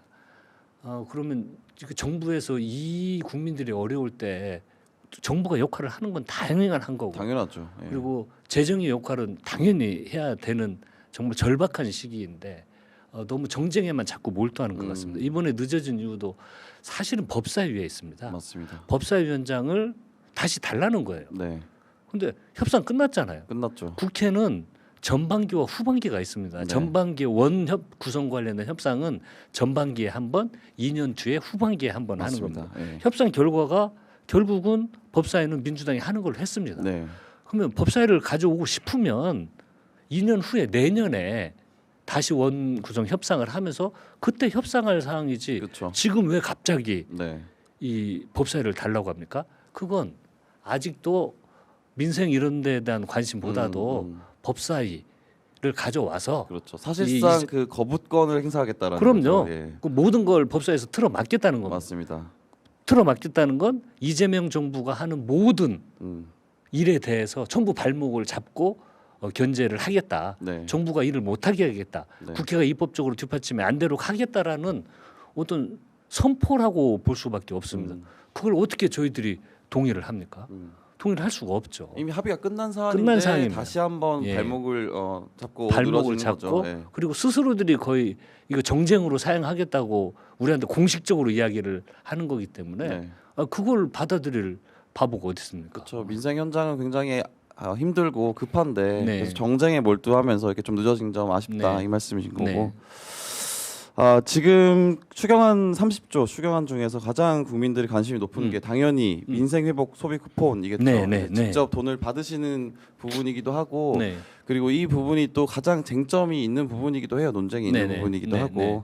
그래서 이제 언제 얼마나 받게 되냐 이런 거 다들 궁금해하시긴 하는데 이게 언제쯤 지급되실 거라고 보십니까? 이게 저희들이 이미 코로나 때도 경험이 있고 그러기 때문에 시간이 많이 걸리지는 않습니다. 네. 아마 저희들이 금요일 날 추경을 통과를 목표로 통과시키면, 하면 네. 빠르면 7월 말이면 7월 말. 바로 지급이 될 수 네. 있도록 가능할 것 같습니다. 늦어도 8월 초까지는. 네, 늦어도 8월 초. 예. 이게 이제 뭐 지자체에서 확인하고 하는 것까지 합쳐도 네. 이 경험이 있어서 그게 가능한 겁니다. 하면 7월 말 8초면 직접 여름 휴가쯤 됐을 때 받을 수 있다. 받을 이 말씀이신 수 거죠. 있을 예. 거라고 생각이 듭니다. 예. 이 민생 회복 쿠폰 방금 말씀하신 것처럼 음. 이재명 대통령 취임 선물이라는 주장도 있고 이렇게 정쟁이 계속 들어오고 있어요. 그리고 야당 의원들의 얘기를 들어보면 되게 좀 기가 막힌 얘기도 많아요. 네. 그러니까 조정훈 의원은 어제 보니까 22조 8천억 국채 발행을 하려면 22조 8천억을 국채 발행해야 된다. 그러니까 추경을 하려면 22조 8천억 국채 발행해야 된다. 그러면 1인당 세금 45만 원 내는 꼴이다. 네. 아니 15만 원 받으려고 그다음 45만 원 내는 거 이거 말이 안 되는 거 아니냐 이런 네. 식의 좀 얘기를 해요. 그러니까 그분이 이게 경제에 대해서 잘 아시는 분인데 네. 산수만 한 거예요. 제대로 못한 거죠 산수도 사실. 네, 경제에 대한 이야기는 아주 안 한 네. 겁니다. 승수 효과처럼 실제 KDI에서도 분석을 했지만 이 상품권에 가면은요. 그리고 현금으로 저금을 하는 게 아니잖아요. 네, 네. 다 소비를 해야 됩니다. 그렇죠. 기간을 정해서 소비를 다 해야 하기 때문에 그것에 대한 효과가 나타날 겁니다. 이게 경제 효과가 나타나는데 경제가 성장을 하면은요 그 이상의 효과가 나타나는 겁니다. 액수 이상의 효과. 네. 그리고 세금을 내년에 바로 걷는 게 아니지 않습니까? 네. 소비가 활성화되고 경제가 활성화되면 가게가 잘 되면 뭐 어떤 현상이 일어나니까 세금이 잘 거칠 거 아니에요. 맞습니다. 우리 카드 그럼 세금 이런 거 많이 거칠 거 아닙니까? 네. 이 세금이 거치면 세수가 늘어납니다. 이 세수가 늘어나면 이게 커버가 되는 거죠. 그렇기 때문에 단순한 그 뭐 22조 원을 얼마 나눠 가지고 네. 이거 뭐냐 나중에 다 내야 된다고 하는 건 그건 네. 거짓말입니다. 아니 근데 이것도 그 어쨌든 우리가 이 소비를 하면서 얻는 경제 효과가 당연하죠. 눈에 보이지 않기 때문에 사실 이렇게 말을 할 수 있는 거기도 하고. 네. 근데 방금 산수 얘기하셨는데 이 산수 자체도 좀 잘못된 게 아 그러나요? 예. 이게 원래 30조 추경하는 것 중에 13조 정도가 민생 회복 소비 쿠폰에 들어가는 그렇습니다. 거잖아요. 예, 예. 그럼 이거 나눠 보면은 네. 한 사람당 한 25만 원 정도인 예, 거거든요. 예, 예. 진짜 산수적으로만 하자고 예, 예, 해도. 예. 근데 이제 지금 보면은 15만 원 받는다. 사실은 상위 10%만 15만 원 받는 거고. 그렇습니다. 그 하위 90%. 예. 그러니까 거의 대부분의 국민들은 25만 원 받는 거거든요. 그러니까 이 상위 10%만 15만 원을 받고요. 네, 국민들은 25만 원. 맞습니다. 예. 그다음에 차상위 차상위 계층. 계층은 40만 원. 네. 그다음에 수급자분들은 기초수급자분들은 기초수급자들은 50만 원. 네, 50만 원. 다 분위를 나눠서 이렇게 그리고 하기 농어촌이면 때문에 2만 원 더해서 최대 52만 예, 원까지. 이제 예. 농어촌 지역이 소멸 위기 지역, 네, 네. 지방 어려운 곳들은 지금 2만 원으로 이야기하고 있는데 네, 네. 그걸 조금 더 해야 얹어줄 되는 수 거 있다. 아니냐. 뭐 서울이나 여기하고 지방은 어떤 체감하고 있는 것들이 더 극단적으로 어렵거든요. 네, 네. 그래서 그걸 조금 뭐 2만 원이든 조금 더 올리는 방안은 이제 저희들 애결위에서 논의를 할 사항인 건데 네. 그런 차별을 다 두고 있습니다. 그리고 어려운 분들에게는 정말 50만 원을 지급을 하고 50만 원씩 네. 받도록 다 설계가 네. 돼 있습니다. 그러니까 그냥 전체를 통으로 액수도 틀리고 이러한 세부적으로 구분되는 걸 하지도 않고 그렇죠. 전체적으로 정치적 공격을 하는 거고 그리고 실제 승수효과를 통해서 경제가 활성화되면 세금이 거칩니다. 네. 그럼 이건 그 이상의 세수 효과를 얻을 수도 있는 거거든요. 부가적 경제 효과가 어느 정도 된다고 보세요, 그러면? 그건 이제 아직 뭐 액수로 말하기엔 좀 애매하신 부분이 그렇죠. 있죠. 통계를 내기는 어렵지만 그 효과는 반드시 네. 나타납니다. 근데 저도 이게 생각이 드는 게 지금 당장 아까 방금 말씀드린 것처럼 25만 원을 내고 다시 25만 원을 받는 거거든요. 지금 네. 받고 나중에 낸다. 네. 왜냐하면 지금 당장 경제가 어려우니까 국가가 대신 빚을 져줄 테니 네. 그 국민들에게 돈을 드리고 쓰세요. 소비를 진작시키면 나중에 경제 효과가 발생하고 나중에 세금 다시 걷겠다. 네. 요거잖아요, 사실. 네, 그럼요. 그 상위 10%만 15만 원 네. 받는 거고 그렇습니다. 25만 원 내지만 예. 15만 원 받는다. 상위 예. 10%만 예. 조금 손해를 보는 거예요, 어떻게 예, 보면. 예. 근데 이런 걸 저희가 사회에서는 부의 재분배라고 하죠. 그렇습니다. 왜냐하면 예. 우리나라에서는 상위 10%가 40% 이상의 자산을 가지고 있기 음. 때문에 그 정도 부의 재분배는 예. 오히려 우리 사회에 좀 네. 소비에 활력을 불어넣는다 네. 이런 생각도 좀 들더라고요. 예. 예. 그러니까 윤석열 정부 때 조정은 의원이 지금 현재 우리 서민들 민생 경제의 어려움을 조금이라도 이해를 한다면 네. 그 서민들에게 나눠주는 이걸 지적을 할 게 아니고요. 윤석열 정부 때 했던 부자 감세, 네.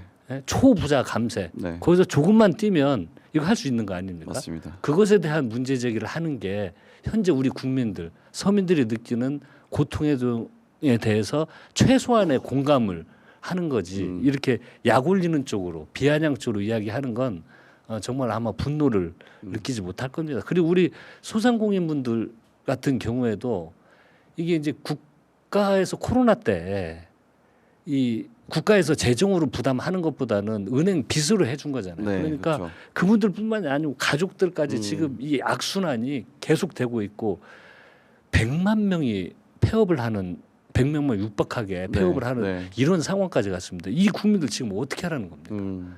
그래서 재정으로 뒷받침하고 소비를 살리고 그 아픔에 공감하는 거거든요. 아픔에 공감하고 최소한의 국가가 재정적 역할을 하는 걸 이런 식으로 비판하면 저는 안 된다고 생각이 듭니다. 맞습니다. 예. 일단 그래도 다 고민을 해서 네. 시도를 해보고 네. 그 이후에 또 재평가를 한다면 그때 가서는 좀 받아들일 수도 있겠지만 네. 물론 이게 좋은 평가가 나올 겁니다. 네. 제가 봐도. 이미 뭐 국가기관 KDI에서도 그 전에 저희들이 그 코로나 때 네. 소비를 할 수 있는 그런 국민들에게 현금 지원을 할 때 이 나타난 그 효과들이 이 통계들이 있습니다. 네. 아주 소비가 늘어나고 경제가 활성화되는 그런 지표들이 있기 때문에 그 효과는 똑같이 동일하게 나타날 거라고 생각이 들고 그때 당시에는 뭐 현금으로 그 저금한다 이런 게 있지만 지금 다 소비를 할 수밖에 없고 네. 또 액수가 1차 추경 때보다 지금 30조 원으로 규모가 크기 때문에 이 경제적 효과는 대단히 클 거라고 생각이 듭니다. 좋습니다. 그 하나만 더 좀 짚고 가면 조배숙 의원 네. 이게 약간 잘 모르고 계속 얘기를 하시는 것 같은데 그분- 민생지원금 줄 때 왜 쿠폰으로만 지급하냐 뭐 이런 얘기도 하던데 쿠폰으로만 지급하는 겁니까 저희? 이 지금 이 애결 이걸 하면서 네. 전체적인 내용을 좀 파악을 안 하시고 안 하고 질문을 오시는 것 같아요. 네. 그래서 경기 지작을 위해서도 하고 네. 또 민생 완전 그다음에 또 이제 지출 구조 조정도 하고 네. 건설 경기 활성화를 위해서 지금 건설 경기도 굉장히 심각한 상황이거든요. 네. 그리고 이제 신산업 발굴, AI나 벤처 지원 이런 종합적인 패키지인데 민생을 살리기 맞습니다. 위한 네. 쿠폰은 10조 원 가량밖에 안 되는 건데 네. 이 애결이 오시면서 전체 내용을 파악하기보다는 그럼요. 또 네. 공격하고 싶어서 요것만 떡 따가지고 조정훈 의원처럼 잘 모르고 하신 것 같아요. 네, 이 네. 질문 자체는 예. 조정훈 의원님은 약간 성의는 좀 있었던 것 같은데. 저 애결 위원장인데 이러고 제가 듣고 있다가 좀 깜짝 놀랐습니다. 저는. 네, 좋습니다. 근데 이제 이게 사실 사람들도 우려하는 민주당 분들도 잘 모르시는 분들은 우려하시는 게 이렇게 추경을 계속하면 나중에 국가 채무 누가 갚느냐, 어떻게 네. 감당할 거냐 이렇게 네. 걱정도 좀 하세요. 네. 이에 대해서는 좀 어떻게 말씀해 주실 수 그러니까 있을까요? 잘 보셔야 될 게 국가 채무가 좀 늘어나는 건 사실입니다. 네. 근데 저는 이렇게 비교를 하고 싶어요. 네. 불이 났는데 네. 사람이 죽게 생겼는데 네. 불을 끄려면 물이 필요하잖아요. 그렇죠. 물이 필요한데 물을 해서 불난 곳을 끄지 않으면 네. 사람이 죽게 생겼는데 그렇죠. 물살돈 물값은 아깝다고 물 안 살 수 하면 없죠. 예. 큰일 나는 거죠. 근데 저희들 부채 비율 국가 채무 이야기를 하는 네. 저희들이 이번 추경 이후에도 49% 정도입니다. 국가 채무 비율이 49%. 상당히 낮은 편이죠. 일본이 200 거의 한 40여 프로 이렇게 네. 되고요. 제 기억으로 미국도 한 118%, 네. 뭐 영국은 100%. 이게 주요 선진국도 평균이 90%에서 100%입니다. 맞습니다. 물론 네. 국가 채무만 볼 건 아닙니다. 국가 채무가 그 저희들이 49%로 아주 제일 견고한 나라이지만 탄탄한 나라이지만 네. 이 개인 채무, 민간 채무 비율은 주요국들보다 좀 높습니다. 개인 채무 같은 경우는 좀 그 우리가 높은데 그러니까 이게 사실은 나라가 빚을 져서 네. 국민들을 좀 개인 채무도 탕감해주고 네. 살릴 필요가 있는데 지금은 거꾸로 돼 있는 그렇습니다. 거죠. 예. 개인 나라의 빚을 예.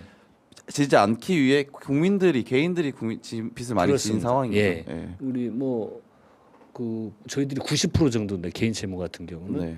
일본이나 미국만 보더라도 거의 60%대입니다. 네. 그러니까 저희들이 또 그건 아주 위기 상황이거든요. 네. 이걸 종합적으로 봐야겠죠. 국가 채무, 민간 채무, 개인 채무. 민간 채무는 이제 그 기업들 부채까지 네. 이 양쪽은 높기 때문에 이걸 균형감 있게 조정을 하는 겁니다.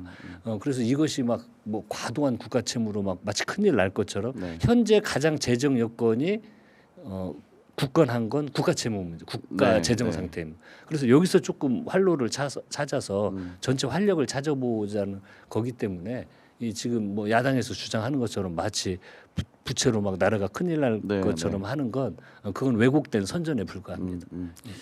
그래서 말씀드리는 건데 이제 이번 추경안에 보면은 7년 이상 연체된 5천만 원 이하 대출 탕감해주는 내용. 네. 요게 또 논란인 것 같아요. 그러니까 뭐 소상공인 특별 채무 조정 패키지 뭐 이렇게 하는데 이제 열심히 빚을 갚아온 사람은 어떻게 되는 거냐 뭐 이런 좀 불만이 나오기도 하는 것 같아요. 여기는 좀 어떻게 말씀해 주실 수 있을까요? 일단 열심히 빚을 갖고 있는 분들은요. 네. 그 채무에 대해서 1% 정도 경감을 해주는 이런 패키지가 있고요. 예. 이분들도 사업을 하면서 어려움이 생기면 7년 동안 분할해서 상환할 수 있는 이것도 다 준비를 하고 있습니다. 네. 그러니까 성실히 납부하신 분들에게도 혜택을 줄 수 있도록 하는 거고요. 그리고 7년 이상 5천만 원 이하 소액 채무는요. 이미 채무 상환 능력이 상실한 상실하셨죠. 상태입니다. 그렇기 때문에 그리고 이 상실을 하면서 이게 중복되니까 이렇게 말씀을 들어보면 가족들한테까지 그 영향이 아주 큽니다. 그 빚 때문에 맞습니다. 그러니까 가정이 파탄 나고 본인이 뭐 어렵고 가정이 파탄 나고 맞습니다. 이런 악순환 고리가 있기 때문에 이걸 끊어줘서 새로운 경제 활동을 할 수 있는 그 여력을 보강을 하는 건 대단히 중요한 맞습니다. 상태이고 국가의 당연한 역할이고 그리고 국가 전체적으로 활력을 불어넣을 수 있는 거기 때문에 그렇죠. 그런 부분에 대해서는 우려를 안 하셔도 됩니다. 또 그런 분들이 개인적으로 회생을 하고 나면 세금으로 국가에 당연하죠. 당연한 말씀. 반환이 그렇습니다. 되는 것이고 예, 예. 그리고 사실 그 분위기라는 게 있잖아요. 예, 사람들이 예. 다들 이제 일을 안 하고 집안에 박혀 있는 사람들이 많아질수록 그게 예. 그게 영향을 미치는 거거든요. 주변에 예. 그런 부분이 있는 것 같습니다. 그리고 네. 이 어려움 이야기는 방금 전에도 말씀드렸듯이 코로나 때 저희는 국가 재정으로 지원을 한 게 아니고 예. 대출을 해줬잖아요. 네. 그러면 코로나가 끝나면 이분들은 이제 장사가 당연히 잘 되겠지. 근데 또 그렇지 않죠. 라고 네. 했는데 코로나 이후에도 이제 윤석열 정부가 들어서서 경제는 0%대 성장을 지금 4분기 연속 계속되고 네. 있고요. 뭐 대내외적으로 경제권은 안 좋고 그 사이에 계엄 사태까지 터지면서 소비 심리가 극도로 위축이 되고 맞습니다. 그러니까 오히려 코로나 때보다 장사가 더 안 된다는 거 맞습니다. 아닙니까? 그럼 네. 회복이 안 되잖아요. 그럼 이분들은 그 빚의 악순환에 계속 반복되는 겁니다. 근데 이 고리를 지금 끊어줘야죠 국가가. 맞습니다. 이번 추경이 내수 경기 진작에 마중물이 될 수 있을 네. 거다 이렇게 기대를 하고 계시는 네. 거고 그 하나만 더 그러면 지금 이 채무를 탕감해주는 것들이 네. 사실 지금 당장 효과는 있지만 예, 근본적인 해결책이 되진 않잖아요. 그렇습니다. 네, 요거에 대해서는 좀 어떤 근본 그러니까 네. 저희들이 뭐 지속적으로 당에서도 고민을 하고 있는 문제인데 예. 좀 구조적인 문제가 있습니다. 자영업이 어려운 일단 그 자영업 비중이 좀 다른 나라에 비해서 많은 문제도 있지만 저희들 구조적 문제는 특히 임대료 같은 게 아주 비쌉니다. 임대료 현실화 같은 것들이 아주 필요하고 그리고 이제 현장에서는 카드 수수료가 굉장히 높은 문제. 그래서 오히려 그분들은 이런 문제가 더 절박합니다. 좀 임대료가 안정적으로 좀 관리되는 것. 네. 이런 국가가 앞으로 이 문제도 좀 관심을 가져야 돼요. 그리고 벌면은 그냥 건물 새로 내면 새로 다 내니까 이득이 네, 네. 감소되는 이런 문제들이 가장 큰 문제이기도 하고 카드 수수료 문제 이런 구조적인 문제들을 종합적으로 검토를 해야 될 문제입니다 앞으로. 어쨌든 당과 정부에서는 그 다음 대책, 근본적 그럼요. 대책이라는 게 사실 뾰족한 수가 있으면 바로 하지 그걸 찾아야 되는 상황인 네, 거잖아요. 그래서 그렇습니다. 예. 당과 정부에서 그걸 좀 찾는데 예. 노력을 기하고 있다. 예. 이 정도로 제가 특히 알겠습니다. 임대료 예. 문제와 카드레스 수수료 문제 이런 것들은 적극적으로 좀 검토를 해야 됩니다. 예. 네, 이재명 대통령 취임 이후에 코스피가 3,000선을 회복하면서 그래도 좀 순항하고 있어요. 예. 그래서 소비 심리도 좀 올라가고 있는 것 같고 이번 주에 상법 개정안도 국회를 통과할 것 같은데 코스피 5천 시대 좀 전망을 어떻게 좀 하고 계세요? 지금 네. 분위기가 좋습니다. 네, 그러니까 이게 저희들이 이번 추경을 통해서 이 민생 관련된 소비 심리는 대단히 개선될 거라고 봅니다. 더 많이. 네, 최근 들어서 이 계엄 이후에 소비 심리가 극도로 위축이 됐습니다. 맞습니다. 물가는 오르지 네. 나가서 외식하기가 두려울 정도로 물가 맞습니다. 상승이 됐습니다. 그리고 나라가 이렇기 때문에 뭐 계엄 대한민국이라는 네. 나라에서 계엄이란 상상할 수 없는 이런 문제가 경제적으로도 영향을 미치는 겁니다. 그렇죠. 소비를 하고자 하는 그냥 기분을 깨버리는 거예요. 진짜 그런데 집 밖으로 나가고 싶지가 않아요. 그렇습니다. 네, 네, 계엄 이후에. 그런 현상들이 네. 나타나는 거죠. 근데 정권이 교체가 되면서 소비 심리가 지금 약간 개선되고 있습니다. 네, 그래서 저희들이 추경을 통해서 이번 추경을 하면 소비 심리가 확실히 개선이 되겠다. 이런 좀 그 자신감에 근거를 해서 추경을 하는 거고요.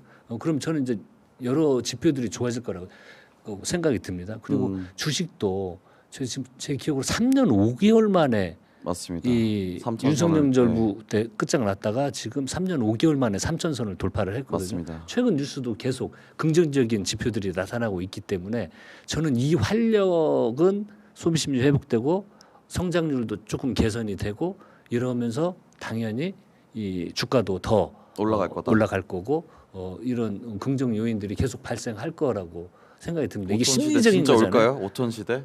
약간 예. 너무 꿈 같은 숫자 같은데 사실은. 아니요. 분위기가 지금 굉장히 예.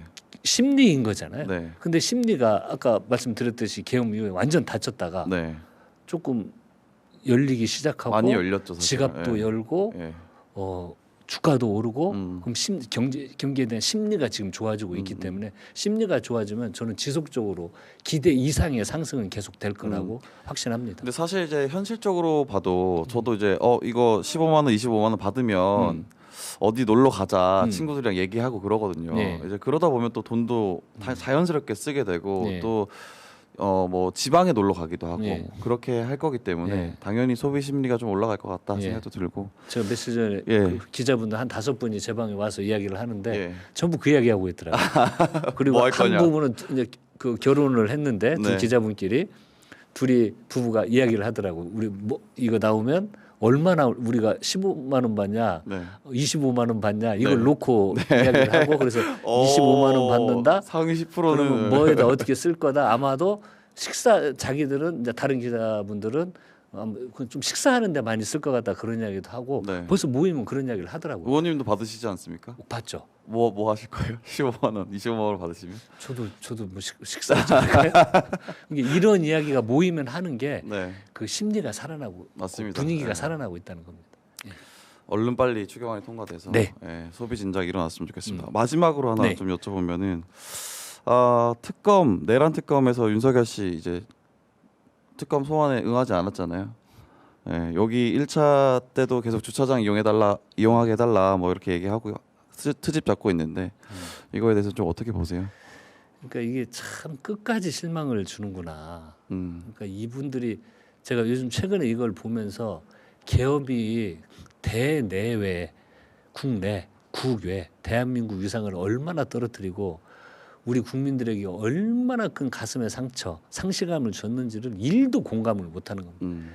그걸 1이라도 공감을 한다면 네. 검찰 조사를 받으면서 철회해야 됩니까? 지하 주차장으로 간다. 오후 뭐 10시에 조사받겠다. 내일 해달라. 네. 그걸 가지고 다투고 논쟁을 하는 게 뉴스에 그게 나오는 게 맞습니다. 국민들 네. 속마음을 긁는 거죠. 너무 스트레스 받습니다. 네. 좀 반성 저걸 그래도 대통령을 했는데 좀 진지한 반성, 국민에 대한 공감, 성찰 최소한의 그게 있으면 국민들이 좀 끄덕끄덕 할 텐데 이런 문제를 가지고 조사 방식 주차장으로 한 해 만에 이걸 보고 정말 끝까지 실망을 시키는구나라는 좀 자괴감이 들었습니다. 너무 안타깝고요. 그러게 말입니다. 예. 예. 이제 5일날 소환된다고 하니 예. 한번 기다려 보시면 좋을 예. 것 같습니다. 네. 어쨌든 추경 통과 꼭 잘 해내시기 바랍니다. 금요일까지 통과시키겠습니다. 네, 그때 그럼 통과시키고 한 번 더 나와주십시오. 알겠습니다. 그때는 예. 윤선 선배가 그때는 안 계시겠다. 네. 예. 장윤선 쉬고 기자님, 계십시오. 잘 예. 쉬고 계십니까? 오늘 나와 있는 줄 알았습니다. 화이팅. 네. 너무 오랜만에 쉬었는데 편히 쉬었다 오세요. 네, 이재명 정부를 들어서 막중한 책임을 짊어지고 계신 네. 예결위원장 한병도 의원님 만나 뵙습니다. 고맙습니다. 네, 감사합니다. 네, 어제 심우정 검찰총장이 취임 9개월 만에 사의를 표명했습니다. 또 특수통으로 불리는 신흥석 서울 남부지검장과 양석조 서울 동부지검장 등 고위 검사직들이 줄줄이 사의를 밝힌 직후 이재명 정부의 첫 검찰 인사도 단행됐습니다. 관련해서 검찰과 법무부에 오래 계셨던 류혁 전 법무부 감찰관님 모시고 이야기 나눠보도록 하겠습니다. 네, 어서 오세요. 예, 안녕하십니까. 네, 제가 처음이라 예. 성함을 제가 버벅여서 죄송합니다. 아닙니다. 예. 네, 어제는 심우진 검찰총장 사의 표명한 거 보셨을 네, 텐데 네, 좀 네. 어떻게 보셨어요? 취임 9개월 만에 사의 표명한 거. 예, 그렇습니다. 저 어떻게 보면은 이번 사태를 겪으면서 당연히 언젠가는 뭐 거취에 대한 결단을 해야 되리라고 생각을 했는데 네. 사실 좀 늦은 감도 있는 것 같습니다. 늦은 감이 있다. 예, 네. 좀 늦은 감도 있지만 어찌되었든 조직이라던가 뭐 여러 가지를 고려한 결정으로 보이고요. 뭐 좀 늦은 감 있다고 말씀드렸습니다만 네. 어찌되었든 잘한 결정인 것 같습니다. 예. 저도 좀 내부의 분위기를 알아보다 보면 네, 네. 심우정 검찰총장은 사실 일찍 본인은 나가고 싶어 했다. 네. 근데 아무도 나가란 소리를 하지 않았다. 그런 얘기를 하더라고요. 그 뭐 그렇게 거취 결단은 뭐 다른 사람들이 나가라 뭐 말라 이래 가지고 할 문제는 아닌 것 같고 네. 사실은 즉시한 거 포기 결정 그리고 나서 그 지난 대선 결과라던가 여러 가지 본인이 거취를 결정할 수 있는 시점은 있었던 것 같습니다. 네. 그런데 이제 그 이번에 그 사의를 표명한 것인데요. 좀 늦었지만 어찌되었던 본인이 잘한 결정인 것 같습니다. 지금 예. 시점을 좀 선택한 이유가 어떤 게 있다고 생각하세요? 우선은 그 뭐 본인이 그 대검 간부들을 상대로 얘기한 것에서도 네. 본인이 남아 있는 것 그리고 뭐 그 다음에 그만두는 것 어느 게 조직의 이익이 될까 뭐 여러 가지를 고려했다고 하는데 제가 보기에는 일단 지난번 업무 보고 때 2번이나 퇴짜를 맞지 않았습니까? 네. 그런 그 퇴짜를 맞았다는 거는 기본적으로 기존의 그 새로운 정부의 그 방향과 네. 본인이 가지고 있는 생각 그리고 이 업무 보고라는 거는 이 심우정 총장이 기획통이거든요. 네. 이 업무 보고의 형식이나 이런 데 있어서 실수를 할 리는 없습니다. 분명히 퇴짜를 맞았다는 거는 그 업무 보고의 추진 방향, 개혁 추진 방향이 현 정부의 기조와 전혀 부합하지 않는다라는 질책을 받았다는 것인데 그건 결국 심우정 총장 개인에 대한 현 정권의 불신 이런 걸 표현했다고도 볼 수 있겠죠. 그렇게 불신을 받는 상황에서 그렇게 불신을 받는 사람이 가뜩이나 지금 검찰이 그 개혁 대상으로서 이제 위기에 처해 있는데 그런 사람이 계속 조직의 수장으로 남아 있으면 네. 조직 전체가 공격을 받고 또는 조직 전체의 그 개혁에 대한 동참하려는 의지라 그래야 되나 그런 걸 의심받게 되니까 본인도 그런 결심을 한 것 같습니다. 예. 이게 방금 말씀하신 것처럼 조직을 위해서이기도 한 것 같은데 저는 네, 개인적으로 네. 봤을 때는 그 본인 개인을 위해서인 것 같기도 하다라는 생각도 좀 들더라고요. 사실은 이 사안을 보면서 왜냐하면 뭐 딸 특혜 채용 관련해서도 네네. 실제로 본인은 그것과 관련한 굉장히 좀 거부감이 있던 것 예. 같았고 이제 이런 선택에 있어서 좀 개인적인 욕망, 배경 이런 건 좀 없을까요? 그 점도 당연히 있을 겁니다. 네. 그 점 그리고 개인적으로도 지금 현재 만약의 경우에 본인이 계속 그 자리를 유지했을 때 네. 본인의 신상에 닥쳐올 뭐 위험이라던가 혹은 지금 수사 대상도 되어 있지 않습니까? 맞습니다. 예. 그런 점을 표현하진 않았지만 고려하지 않았을 수는 없어 보입니다. 네. 맞습니다. 심우정 총장이 낸 입장문 사의를 표명하면서 낸 입장문을 보면은 사실은 사과는 없었고 검찰 개혁에 대한 우려가 좀 담겨 있어요. 저는 이 한 줄이 계속 눈에 들어오던데 시한과 결론을 정해놓고 추진될 경우 예상하지 못한 많은 부작용이 생길 수 있다. 이게 어떤 뜻으로 받아들입니까? 저도 이 입장문을 봤는데 네. 일단 이 입장문은 국민들 입장에서도 그렇게까지 이렇게 공감을 얻기 어려운 것 같고 네. 조직 구성원들 입장에서도 검찰 조직 구성원들조차도 좀 이거는 좀 부족하지 않나. 네. 기존에 즉시한 거 포기라던가 여러 가지 그 잘못된 최종적인 의사결정으로 인해서 좀 아주 엄청난 국민적인 비판을 받게 만들어 놓고 네. 떠나는 입장에서 네. 이거는 뭐 국민들도 만족할 수 없고 조직 구성원들도 아니 이렇게까지 조직을 좀 위기에 처하도록 잘못된 의사결정을 하고 거기에 대한 얘기는 하나도 없구나 네. 이런 차원에서 네. 공감을 얻기는 어려운 것 같습니다. 예. 그러니까 내부에서도 불만이 많은 것 같더라고요, 실제로 저도 네, 네, 알아보니까. 저도 이제 그 검찰 관련한 취재원분들한테 연락을 하면 뭐 이런 말하면 좀 그렇지만 거의 쌍욕 수준으로 네. 개인적인 감정이 굉장히 안 좋더라고요. 예. 그렇습니다. 그 심우정 검찰총장도 특검 수사 대상으로 분류가 되는 분이죠, 사실. 여러 혐의가 있는데 저는 그게 명태균 게이트 수사가 본격화하던 당시에 대통령실의 김주현 전 민정수석과 비화폰으로 두 차례 통화했다. 네네네. 이게 상당히 좀 걸리는 부분인 것 같습니다.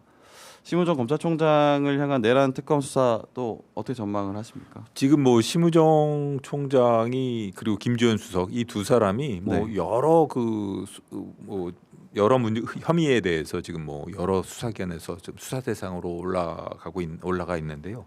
제가 보기에는 가장 심각한 것은 뭐 다른 걸 다 떠나서 대통령실 김주현 수석하고 네. 전 수석하고 비화폰으로 통화한 것 이것이 아닌가 싶습니다. 그러니까요. 기본적으로 뭐 내용이야 당사자들이 뭐 특별한 내용이 없다라고 뭐 이렇게 둘러대고 있는 것 같은데 뭐 둘러대고 있다는 표현이 정확할 겁니다. 네. 사실 비화폰으로, 비화폰으로 네. 안부 전화를 할 이유는 없거든요. 안부 물으라고 비화폰 주는 경우는 없죠. 그렇습니다. 예. 이 두 사람 사이의 관계라든가 4번인가 5번을 같이 근무한 두 사람 사이의 관계라든가 이런 거에 비춰보면 네. 비화폰으로 안부 전화를 할 이유는 없습니다. 안부 묻고 싶으면 카톡 하시면 되죠. 그렇습니다. 시점이라던가 혹은 또 이 형 방식이라던가 네. 이런 점에 비춰보면 이건 좀 설득력이 떨어지거든요. 네. 그렇기 때문에 이게 얼마나 내란 특검에서 진상을 규명할지는 모르겠습니다만 그 점에 대해서는 분명히 사실관계를 파악을 해야 될 것 같고요. 그리고 김주현 수석 같은 경우에도 보면은 여러 대목에서 중요한 여러 대목에서 무언가 역할을 했다는 것이 드러나고 있지 않습니까? 네. 그런 점에 대해서 그러니까 내란죄 지난번에 얘기했던 강의구 실장이 무슨 뭐 문서를 작성한다던가 그 이후에 안가 회동이라던가 네. 그 이후에 뭐 여러 가지 주요 인사들이랑 통화를 했다던가 이런 주요 국면마다 드러나고 나타난 본인들이 그 뭔가 활동을 한 모습을 보이고 네. 있기 때문에 김주현 수석과 아마 심우정 총장의 경우에는 내란 특검의 소환 조사를 피하기는 어려워 보입니다. 어렵다. 예. 근데 저는 이제 개인적으로 궁금한 게 검찰총장까지 했던 그 검사가 네, 포토라인에 설 때 어떤 기분일까요? 아유 그거야 뭐 당사자 아니면 뭐 이해하기 힘들 정도로 참담한 기분일 텐데 네. 어찌되었든 본인이 하지 않은 행위에 대해서 뭔가 조사하거나 책임을 묻기 위해서 소환한 것이 아니고 네. 본인이 국민적 의혹을 받고 있는 본인의 행동에 대해서 그 진위를 밝히기 위한 것인 만큼 어쩔 수 없는 일인 것 같습니다. 결국 그 높은 자리에 올라간 사람들은 뭔가 잘못됐다면 그에 합당한 뭐 공적 책임도 져야 하는 것이니까 그런 책임의 일부라고 보고 본인이 감수해야 될 일이 아닌가 싶습니다. 맞습니다. 예. 저는 이렇게 표현하는데 그 지기현 판사가 토스하고 심우정 검찰총장이 스파이크한 네. 그래서 구속 취소가 완료된 그 내란 우두머리 혐의를 받고 있는 이제 윤석열 씨가 거리를 활보하고 있습니다. 7월 1일 소환에 응하지 않았고 7월 5일에 출석하겠다. 그럼에도 오전 9시까지 나오라고 하니까 안 되겠다. 오전 10시까지 나가겠다. 이러고 네네. 있습니다. 좀 어떻게 보셨어요? 그러니까 먼저 다른 얘기부터 말씀드리자면 네. 저는 이렇게까지 중대한 범죄를 저지른 사람이 이렇게 불구속 상태에서 자유를 누리면서 재판을 받는 것을 본 사례가 없습니다. 네. 아마 대한민국 그 사법 질서가 만들어진 이후에 이런 상황은 처음인 것 같고요.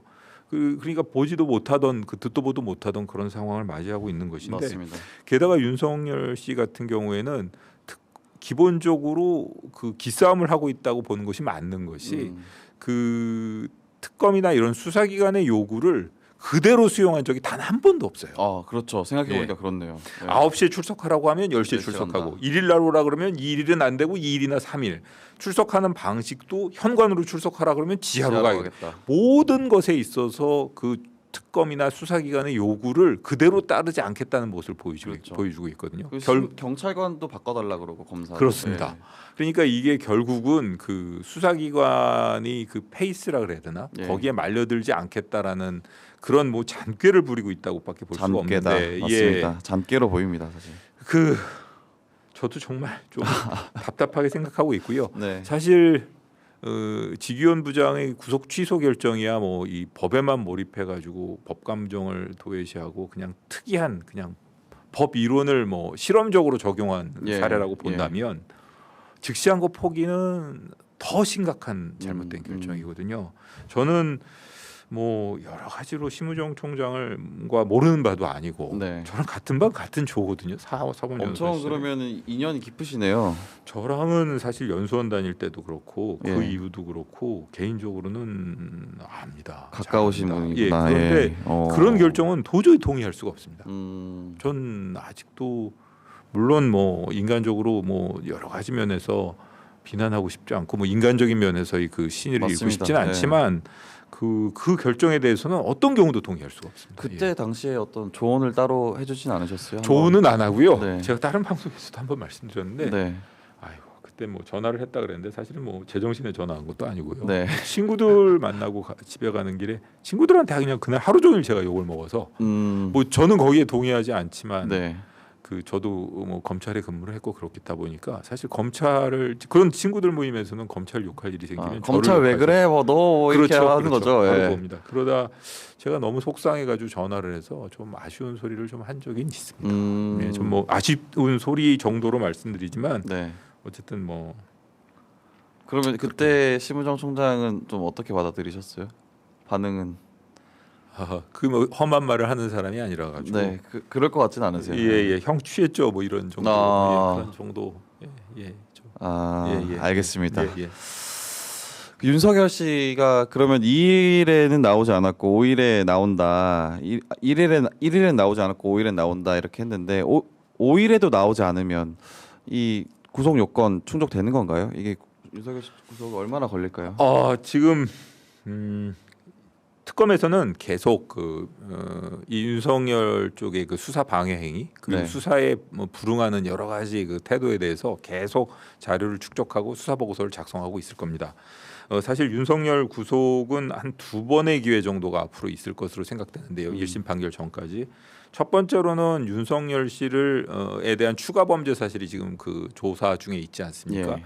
그 혐의가 어느 정도 입증되면 특검에서는 2가지 선택을 할 수가 있습니다. 하나는 그 추가된 범죄 사실에 대해서 자체로 구속영장을 청구하는 거. 그리고 아니면 이 부분을 기소를 해놓고 지난번에 김용현 그 전 국방부 장관의 경우에처럼 요 추가된 범죄 사실과 관련해서 영장을 발부해 달라고 재판부에 촉구를 할 수가 있습니다. 이런 방식으로 구속을 한다고 치면 특검은 이제 둘 중에 하나를 선택할 텐데 저는 제가 보기에는 기소해 놓고 재판부에 구속영장을 발부해 달라고 그걸 직권으로 구속해 달라고 요청할 가능성이 좀 높다고 생각이 그럼 되고요. 좀 시간이 걸리겠네요. 시간이 걸리지만 한두 달 내에 네. 특검도 오래 끌지는 않을 겁니다. 네. 그 부분에 있어서는 그때를 한번 기대해 볼 수가 있고요. 또 한 번은 그때 제대로 되지 않는다면 1심 판결 선고하면서 사실 윤석열 씨 지금 기소된 죄명은 내란죄라서 아주 네. 내란 수괴 아닙니까? 맞습니다. 아주 중대한 범죄입니다. 그렇기 때문에 이거는 뭐 중형을 피할 수 없는 상황이기 때문에 지기현 부장이 지금 재판 중에 있지 않습니까? 예. 나중에 실형을 선고할 수밖에 없는 상황이고요. 실형을 선고하면서 당연히 법정 구속을 해야 될 겁니다. 그때조차도 법정 구속을 하지 법정 구속을 않는다면. 하지 않는다면 그거는 그때 국민적인 비판은 지기현 부장이 감당할 수 있는 수준이 아닐 겁니다. 예. 그러면은 어쨌든 아무리 빨라도 한 달, 2달 정도는 더 봐야 되겠네요. 밖에서. 그렇습니다. 뭐 그 정도는 네. 뭐 여유를 특검의 측에도 여유를 주고 어떻게 보면 뭐 예의주시하지만 차분하게 기다려야 되지 않나 이런 생각이 그러면 듭니다. 5일날 나오지 않는다면은 어떻게 될까요? 5일날 나오지 않으면 아마 특검 측에서 바로 지금까지의 그 수사에 불응하는 태도 네. 그리고 또 지난번 어제 1일날 불출석하지 않았습니까? 그거 그리고 5일날도 불출석한 부분 이 부분을 다 종합해가지고 네. 바로 형사소송법상 조치라고 표현을 하던데 네. 특검에서 체포영장 청구라던가 이런 절차를 밟지 않을까 싶습니다. 예. 감찰관님 모셔놓고 근데 제가 소문을 여쭤봐서 죄송한데 네. 저 이거 개인적으로 궁금해가지고 네, 네, 네. 5일도 나오지 않을 거다. 예, 예. 그래서 스스로 구속이 될 거다라는 얘기도 소문도 막 돌더라고요. 그게 왜 그러냐라고 했을 때 예. 특검이 아무리 그래도 부부를 동시에 구속하는 경우는 잘 없다. 예, 그래서 김건희 씨가 구속되는 것을 막기 위해서 본인이 구속된다. 뭐 이런 우스갯소리도 돌잖아요. 근데 네, 네. 실제로 저는 이게 궁금하더라고요. 특검이 부부를 동시에 구속하지 않는다. 이게 맞는 건가요? 그것도 통상적으로 동일한 범죄 사실에 두 사람이 피의자인 경우에 예. 그런 가담 정도가 중한 사람을 부부 중에 가담 정도가 중한 사람을 구속하는 경우가 있죠. 예. 그리고 또 특히 뭐 그렇게 하는 이유 중에 하나는 뭐 부양 책임이라든가 여러 가지 문제가 있기 때문에 부부 네. 둘 다를 구속했어요. 근데 이 경우는 각각 특검이 독립적으로 물론 뭐 서로 뭐 자료를 주고받는다든가 수사 일정을 조율한다든가 이런 절차는 밟을 겁니다. 하지만 그렇지는 않을 것 같아요. 이게 사안이 심각한 사안이고 네. 예를 들어 윤석열 씨가 구속됐다고 해가지고 특검에서 네. 김건희 특검에서 아유 이건 부부를 동시에 이렇게 해서 영장을 청구하지 않는다면 네, 네. 그 특검이 그 비난을 감당할 수 있을까요? 그리고 이거는 사건의 내용이라든가 이런 거에 비춰봐도 적절치는 않은 것 같습니다. 그래서 부부를 그렇게 한다라는 것은 좀 낭설인 걸로 제가 낭설이라기보다는 뭐 그렇게 일반적인 과거의 전례라든가 이런 네. 좀 그런 사례도 있지만 이 경우에는 적용할 수 있는 사례는 아닌 아니다. 것 같습니다. 네. 예, 예. 제가 말씀드린 중에 속보가 떴네요. 내란 특검이 한덕수 전 국무총리 오전 10시에 소환을 한다고 합니다. 한덕수 국무총리도 많은 연루가 돼 있다고 봐야겠죠. 네, 네, 네, 넘어가서 어쨌든 감찰관님은 검찰에 오래 계셨고 검찰 조직에 또 애정을 가지고 계신데 저는 검찰이 그래도 1, 2, 3 내란에 어느 정도 연루가 돼 있다라고 보이기도 합니다. 네, 네, 네. 네, 어떻게 보십니까? 뭐 일부 과수부에 있는 검사들이 파견을 뭐 선관위 쪽에 그 지원을 요청했다던가 네. 혹은 뭐 그 이후에 즉시항고 포기 과정에서 저 용산 측과 뭐 교감이 있었을 것이다 이런 점과 관련해 가지고 여러 가지 이야기들이 있죠. 예. 그 부분에 대해서 뭐 저도 뭐 국민의 한 사람으로서 정말 궁금한 면도 있기 때문에 그런 점에 대해서 좀 특검이 좀 밝혀주셨으면 좋겠으면 하는 검찰도 생각입니다. 사실 검찰 조직의 명예를 위해서라도 이건 좀 명명백백하게 그렇습니다. 네, 이거 밝힐 심각한 필요가 있습니다. 사안이고 그런 내란 행위에 검찰이 어떤 식으로든 개입을 한다는 것은 그리고 관여를 한다는 것은 적절치 않거든요. 예. 네, 네. 그런 점에서라도 확실히 사실관계를 밝혀야 될 것 같습니다. 네. 저는 좀 궁금한 게 개인적으로 어제 인사가 났잖아요. 네네네. 고위직도 많이 그만두시고 이진동 대검 차장 검사도 그렇고 신흥석 서울 남부지검장, 변필건 법무부 기획조정실장 다 사의 표명했고 이게 어떻게 보면은 대대적인 검찰 개혁을 앞두고 고위직들이 스스로 물러난다. 이게 어떤 이유로 이렇게 한다고 보십니까? 지금 이번에 사의를 표명한 분 중에는 네. 저 내란 사태 이후에 예. 바로 본인이 그만두겠다고 언제라도 그만두겠다라고 공언을 해왔던 사람도 하나 있습니다. 예. 그리고 다른 분들 같은 경우에는 사실은 이번에 그 새로 취임한 차관으로부터 인사가 있을 예정이라는 뭐 연락을 받고 그만뒀다고 하는데 예. 본인들이 이제 어떻게 보면은 그만둘 때가 됐다라고 느낀 것 같은데 분명한 거는 뭐 검찰에 근무해 보신 분들이나 지난번 일을 겪어보신 지난번 윤석열 정권 시절의 일을 겪어보신 분들은 알겠지만 어떻게 보면 핵심적인 이 직접 수사와 관련해 가지고 좀 과도한 수사로 여러 가지로 검찰 조직을 비판을 받게 하고 윤석열 씨 최측근이라고 할 수 있는 사람들은 아직도 몇 명 남아 있거든요. 네. 그런 사람들이 왜 아직 사의를 표명하지 않고 있는가에 대해서 좀 말들이 좀 있고요. 좀 지켜봐야 될 것 같습니다. 그분들이 어쨌든 권력에 따라서 순응할 수 있을 거다라는 시각도 있던데. 수능 안 될 겁니다. 힘들죠. 제가 얘기하는 네. 사람들은 그런 중도적인 입장에 있어요. 어느 정도 좀 이번 뭐 정권이 교체되고 나서 네. 거기에 순응할 수 있을 정도의 그 정도 수준이 아니고요. 아니고. 누가 봐도 어려운 그런 사람들입니다. 예. 네, 어제 오전에 심우정 총장이 사의하고 그 다음에 바로 이재명 정부에서 첫 검찰 인사가 단행됐습니다. 좀 전체적으로 봤을 때 어떻게 평가하십니까?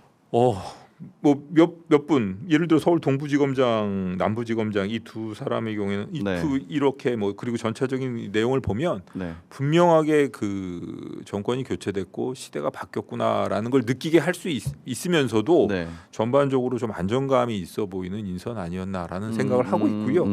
그리고 기본적으로 그 윤석열 사단 친윤 검사의 특징을 어떻게 보느냐의 문제인데 예.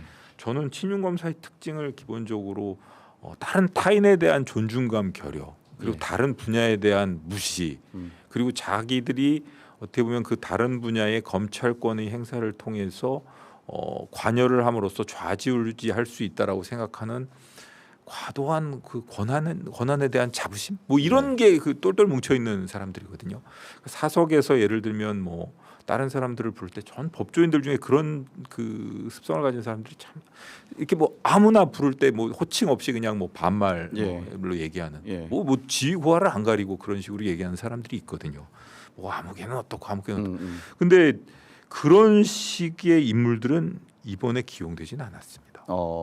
예, 최소한 그 인품이라던가 뭐 이런 그런 그 직접 수사를 통한 뭐 사회 전반의 검찰권을 행사를 해가지고 검찰이 모든 걸 통제한다라는 그런 잘못된 생각을 가지고 있는 사람들은 이번에 감찰관님 눈에는 보이시는군요. 예, 이게. 그런 사람들은 이번에 철저하게 배제가 됐다고 네. 보는 게 맞을 것 같고요. 그다음에 또 하나가 차관이 바뀌지 않았습니까? 예. 그리고 뭐 장관 새로 오실 거고. 맞습니다. 그다음에 검찰국장이 이번에 바뀌었죠. 네. 예, 송강 검찰국장이 공석이었던 광주고검장 자리로 가고 네. 그 자리를 성상원 검찰국장을 앉혔고 그다음에 검찰과장과 서울 남부지검 금융조사 1부장을 자리 바꿈을 함으로써 예. 이 그 인사 라인이 쫙 바뀌었어요. 그리고 봉욱 민정수석도 있고 예. 그러니까 인사에 관여할 수 있는 모든 사람들은 지금 현재 바꿔놓은 상태입니다. 그렇기 때문에 언제라도 평검사부터 고위 간부까지 인사를 할 수 있는 준비는 된 것이고 그런 인사 라인에 기본적으로 윤석열과 관련이 있는 사람들 그리고 완벽하게 윤석열의 영향력에 있을 수 있는 사람들은 배제되기 때문에 그런 점에서 의미가 있지 않나 이런 생각이 듭니다. 어쨌든 이번 인사가 전체적으로는 좀 잘 됐다라고 보시네요. 그 확실하게 시대가 변했다는 점 그리고 또 조직을 추스릴 수 있는 안정감 이런 게 좀 어느 정도 타협 균형을 이룬 그런 인사가 아닌가 싶습니다. 그 이제 검찰 내부를 잘 모르시는 그래도 국민적으로 봤을 때는 그 인지도가 있는 분이 임은정 검사시잖아요. 네네네. 서울 동부지검장이 이번에 되셨는데 이 인사에 대해서는 좀 어떻게 보세요? 우려를 하시는 분들도 있죠. 예. 그리고 검찰 조직 내에 조직 구성원들이 참 동의할 수 없는 글을 많이 올렸다 그래가지고 사실은 비판하는 분도 있고 저랑 친하게 지내는 분들 중에 제가 제가 감찰관 시절에 감찰관실에 감사 담당관, 감찰 담당관 두 분이 계신데 예. 감찰 담당관이었거든요. 그렇기 때문에 저랑 이제 같이 근무한 연도 있습니다. 네. 저는 감찰 담당관으로 처음 부임할 때 좀 우려하는 분도 있었지만 네. 제가 저랑 같이 근무하는 동안은 관리자로서의 역량이라던가 이 최소한 기본적으로 이 같이 근무하는 그 감찰 담당관실 직원분들을 불편하게 하진 않아요. 그렇기 때문에 그런 면에서 이번 동부지검장이라는 거는 이제 비판자의 입장이 아니라 네. 본인이 어떻게 보면 직접 업무를 수행해야 되는 그런 자리로 간 것인데 네. 본인에게도 어떻게 보면은 본인이 충분한 능력 이런 관리자로서의 능력을 보여줄 수 있는 기회가 아닌가 싶기도 하고요. 네. 그리고 어떤 면에서는 임은정 그 이번 검사장이 그 예전에 그 평검사 시절에 법무부에 전입하거나 이럴 때만 하더라도 그리고 그 무죄구형 취지 전까지는 네. 그렇게까지 조직과 이렇게 그 등을 척지고 있는 그런 관계는 아니었거든요. 어쨌든 본인 이미지가 딱 굳혀지긴 했습니다만 네. 그리고 검찰 조직 내에서도 이런 사람이 요직에 가 있다는 것이 절대로 부담이 되는 게 아니라는 그리고 좀 조직 다양성 측면에서도 저는 긍정적으로 보고 싶습니다. 네. 근데 이게 검찰 개혁과 서울 동부지검장에 간 것이 좀 상관관계가 있을까요? 아니면 어쨌든 동부지검장에 갔다 그 상징성으로 좀 보여줄 수 있는 걸까요? 동부지검이 그렇게 이번에 그 내란 특검을 비롯한 여러 특검에도 차출이 많이 됐다고 합니다. 동부 남부에서 제일 많이 차출이 네. 됐고 기본적으로 지난번 전임 동부지검장 양석조 검사장이 누가 봐도 이문정 그 네. 동부지검장하고는 네. 완전히 대립되는 관계에 있었던 네. 사람이거든요. 그런 면에서 분명하게 조직 구성원들이 뭔가 느끼는 바는 있을 겁니다. 예. 그래서 상징적인 메시지가 있는 거군요. 아주 메시지가 있다고 보여집니다. 그리고 그 자리가 뭐 어떤 분들은 뭐 이문정 훨씬 더 좋은 자리에 보내야 되는 거 아니냐 이렇게 말씀하시는 분들이 있는데 일단 동부지검장이라는 그런 자리에서 관리자로서의 역량 그리고 그런 지휘관으로서의 역량을 보인다면 뭐 나중에도 본인한테 기회가 충분히 있을 것으로 보입니다. 저는 좀 궁금한 게 이게 노만석 대검차장, 예. 성상원 검찰국장, 정진우 중앙지검장 이게 다 친윤 검사, 친윤 라인, 뭐 윤석열 사단 이렇게 불리시는 분들 중인데 네.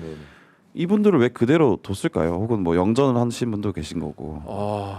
친윤 라인이라는 거를 그 윤석열 씨 시절에 뭐 인사상에 조금 이익을 봤다던가 혹은 승진을 했다던가 혹은 A라는 사람에 대한 사건이 좀 기소가 되길 원했는데 불기소를 했다던가 불기소되길 원했는데 기소를 했다던가 이런 이유로 저 친윤이라고 한다 그러면 뭐 친윤이 맞을 겁니다. 근데 한번 좀 생각할 필요가 있는 게요. 김건희 씨에 대한 불기소 처분이 비난받는 건 김건희라는 사람을 불기소했기 때문이 아니라 충분한 증거에도 불구하고 김건희에 대한 충분한 수사를 하지도 않고 그리고 수사를 했는데도 불구하고 수사하는 방식이 전화기 맡겨놓고 모처에서 조사를 했단 말이에요. 소환 조사를 하지 않고 이런 것 때문에 비난을 받는 것이거든요. 물론 김건희 씨를 아주 싫어하는 사람은 김건희 씨가 뭐 어떤 행위를 했더라도 무조건 기소를 해야 된다 이렇게 생각할 수도 있지만 그거는 합리적이지 않은 영역인 것 같고요. 제가 아는 한에 있어서는 저도 이렇게 이유를 들어봤습니다만 이 성상원 그 법무부 검찰국장의 경우에는 저 산업부 블랙리스트 사건을 수사했다는 이유 때문에 그리고 정진우 중앙지검장의 경우에는 차장 시절에 검사가 주임 검사고 그 부장 검사가 있고 그 위에 차장 검사가 있고 검사장이 있지 않습니까? 차장 시절에 그 산하 그 부에서 몇몇 문제가 되는 사건을 뭐 기소를 한다던가 뭐 이런 것 때문에 그렇게 하고 있는데 그 의사결정 과정이 정진우 이 서울중앙지검장이 완벽하게 그냥 자기가 좌지우지할 수 있을 만큼의 그런 과정은 아니었던 것으로 저는 알고 있어요. 이분이 근데 그 윤석열 서울중앙지검장일 때 1차장 1차장이었죠. 예. 1차장이었는데 그래서 더 그렇게 보시는 것 같은데. 그렇게 볼 수도 뭐 이렇게 그 이후에 근데 이렇게 그 보직 경로라든가 이런 걸 보면 동기들에 비해서 그렇게까지 혜택 받았다고 볼 수는 없습니다. 감찰관님께서 아까 말씀하셨던 이 사람들은 진짜 찐윤인데 바뀔 수 없는 분들인데는 아니다 이분들이 그렇다고 보여집니다. 왜냐하면 제가 찐윤이라고 정말 별로 그렇게 그 호감을 느끼지 못하는 그런 검사들의 그 유형은 모든 사건의 배후에 자기가 있고 예를 들면 뭐 자신이 뭐 세상을 좌지우지한다는 식으로 얘기하고 다른 영역의 사람들이나 이런 사람들을 되게 무시하고 존중심이 없는 이런 사람들이거든요. 그런 사람들은 아직도 남아 있는 사람들이 몇 명 있지만 대부분의 경우에 나갔습니다. 그렇기 때문에 그리고 또 이번에 중용되지는 않았고요. 그렇기 때문에 좀 지켜봐야 되지 않나 하는 생각이 듭니다. 예. 그 검찰총장이 이제 빈자리 공석이 됐습니다. 네네네. 공석이 됐고 혹자는 아예 안 채워넣을 수도 있다. 뭐 이런 얘기도 하는 사람도 있고 마지막 검찰총장으로서 누군가가 갈 것인가 이렇게 주목하시는 분도 계세요. 어떻게 될 것 같으세요? 저는 지금 중간에 말씀하셨던 뭐 공석으로 둬도 되지 않나 뭐 이런 생각입니다. 어차피 뭐 9월달에 검찰 조직의 그 기능이라든가 역할에 대해서 큰 변화를 앞두고 있다면 지금 노만석 대검 차장 대행 체제로 유지될 수도 있거든요. 그리고 사실 그 인선을 한다던가 그 청문회를 거친다던가 임명을 하고 이러는 절차에 좀 시간이 걸립니다. 맞습니다. 걸리는데 뭐 9월 뭐 10월 이렇게 얘기를 하고 있는데 그때 뭐 총장이 된다고 해가지고 뭐 어떻게 조직을 뭐 추스릴 수 있을지 이것도 의문이고요. 그런 차원에서 뭐 저는 그 말씀하셨던 공석으로도 갈 수 있다라는 점에 좀 무게를 두고 싶고요. 만약에 인선을 한다면 27기나 28기 그 정도 27, 28기. 수준에서 아마 인선이 되지 않을까 이런 생각을 해봅니다. 근데 예. 그 자리에 인선되는 분은 하려고 할까요? 저는 좀 그게 의문이더라고요.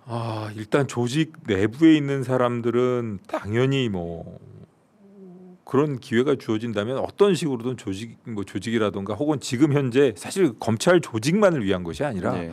검찰 조직이 이렇게 그 역할이나 기능에 있어서 불신을 받는다는 것은 좀 국가적으로도 손실이거든요. 네. 그런 뭐 공직이라는 건 사실 어려워도 수행해야 되는 거 아니겠습니까? 맞습니다. 주어지면 수행해야죠.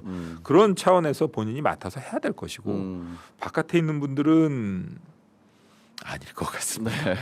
예, 솔직히 말씀드리면 바깥에 있는 분들은 네. 좀 이건 아니지 않나? 뭐 맞습니다. 이런 네. 하지만 뭐 본인이 책임감을 느낀다면 예. 당연히 그 일을 맡으실 분들도 있겠죠. 예. 이게 쉽지 않은 자리긴 해요. 예, 쉽지 않은 자리인 것 같습니다. 임시직이기도 하고 예. 문을 닫고 나오는 자리이기도 하고 쉽지 않은 것 인사청문회를 거쳐야 되기도 하고. 네, 그렇습니다. 쉽지 않은 그 자리인 것 알겠습니다. 같습니다. 오늘 이렇게 검찰 그 인사와 관련해서 유혁 감찰관 예. 네, 모셔서 전 감찰관입니다. 예, 모셔서 얘기 나눠봤습니다. 네. 네, 오늘 말씀 주셔서 고맙습니다. 네, 네, 네. 예. 네. 예.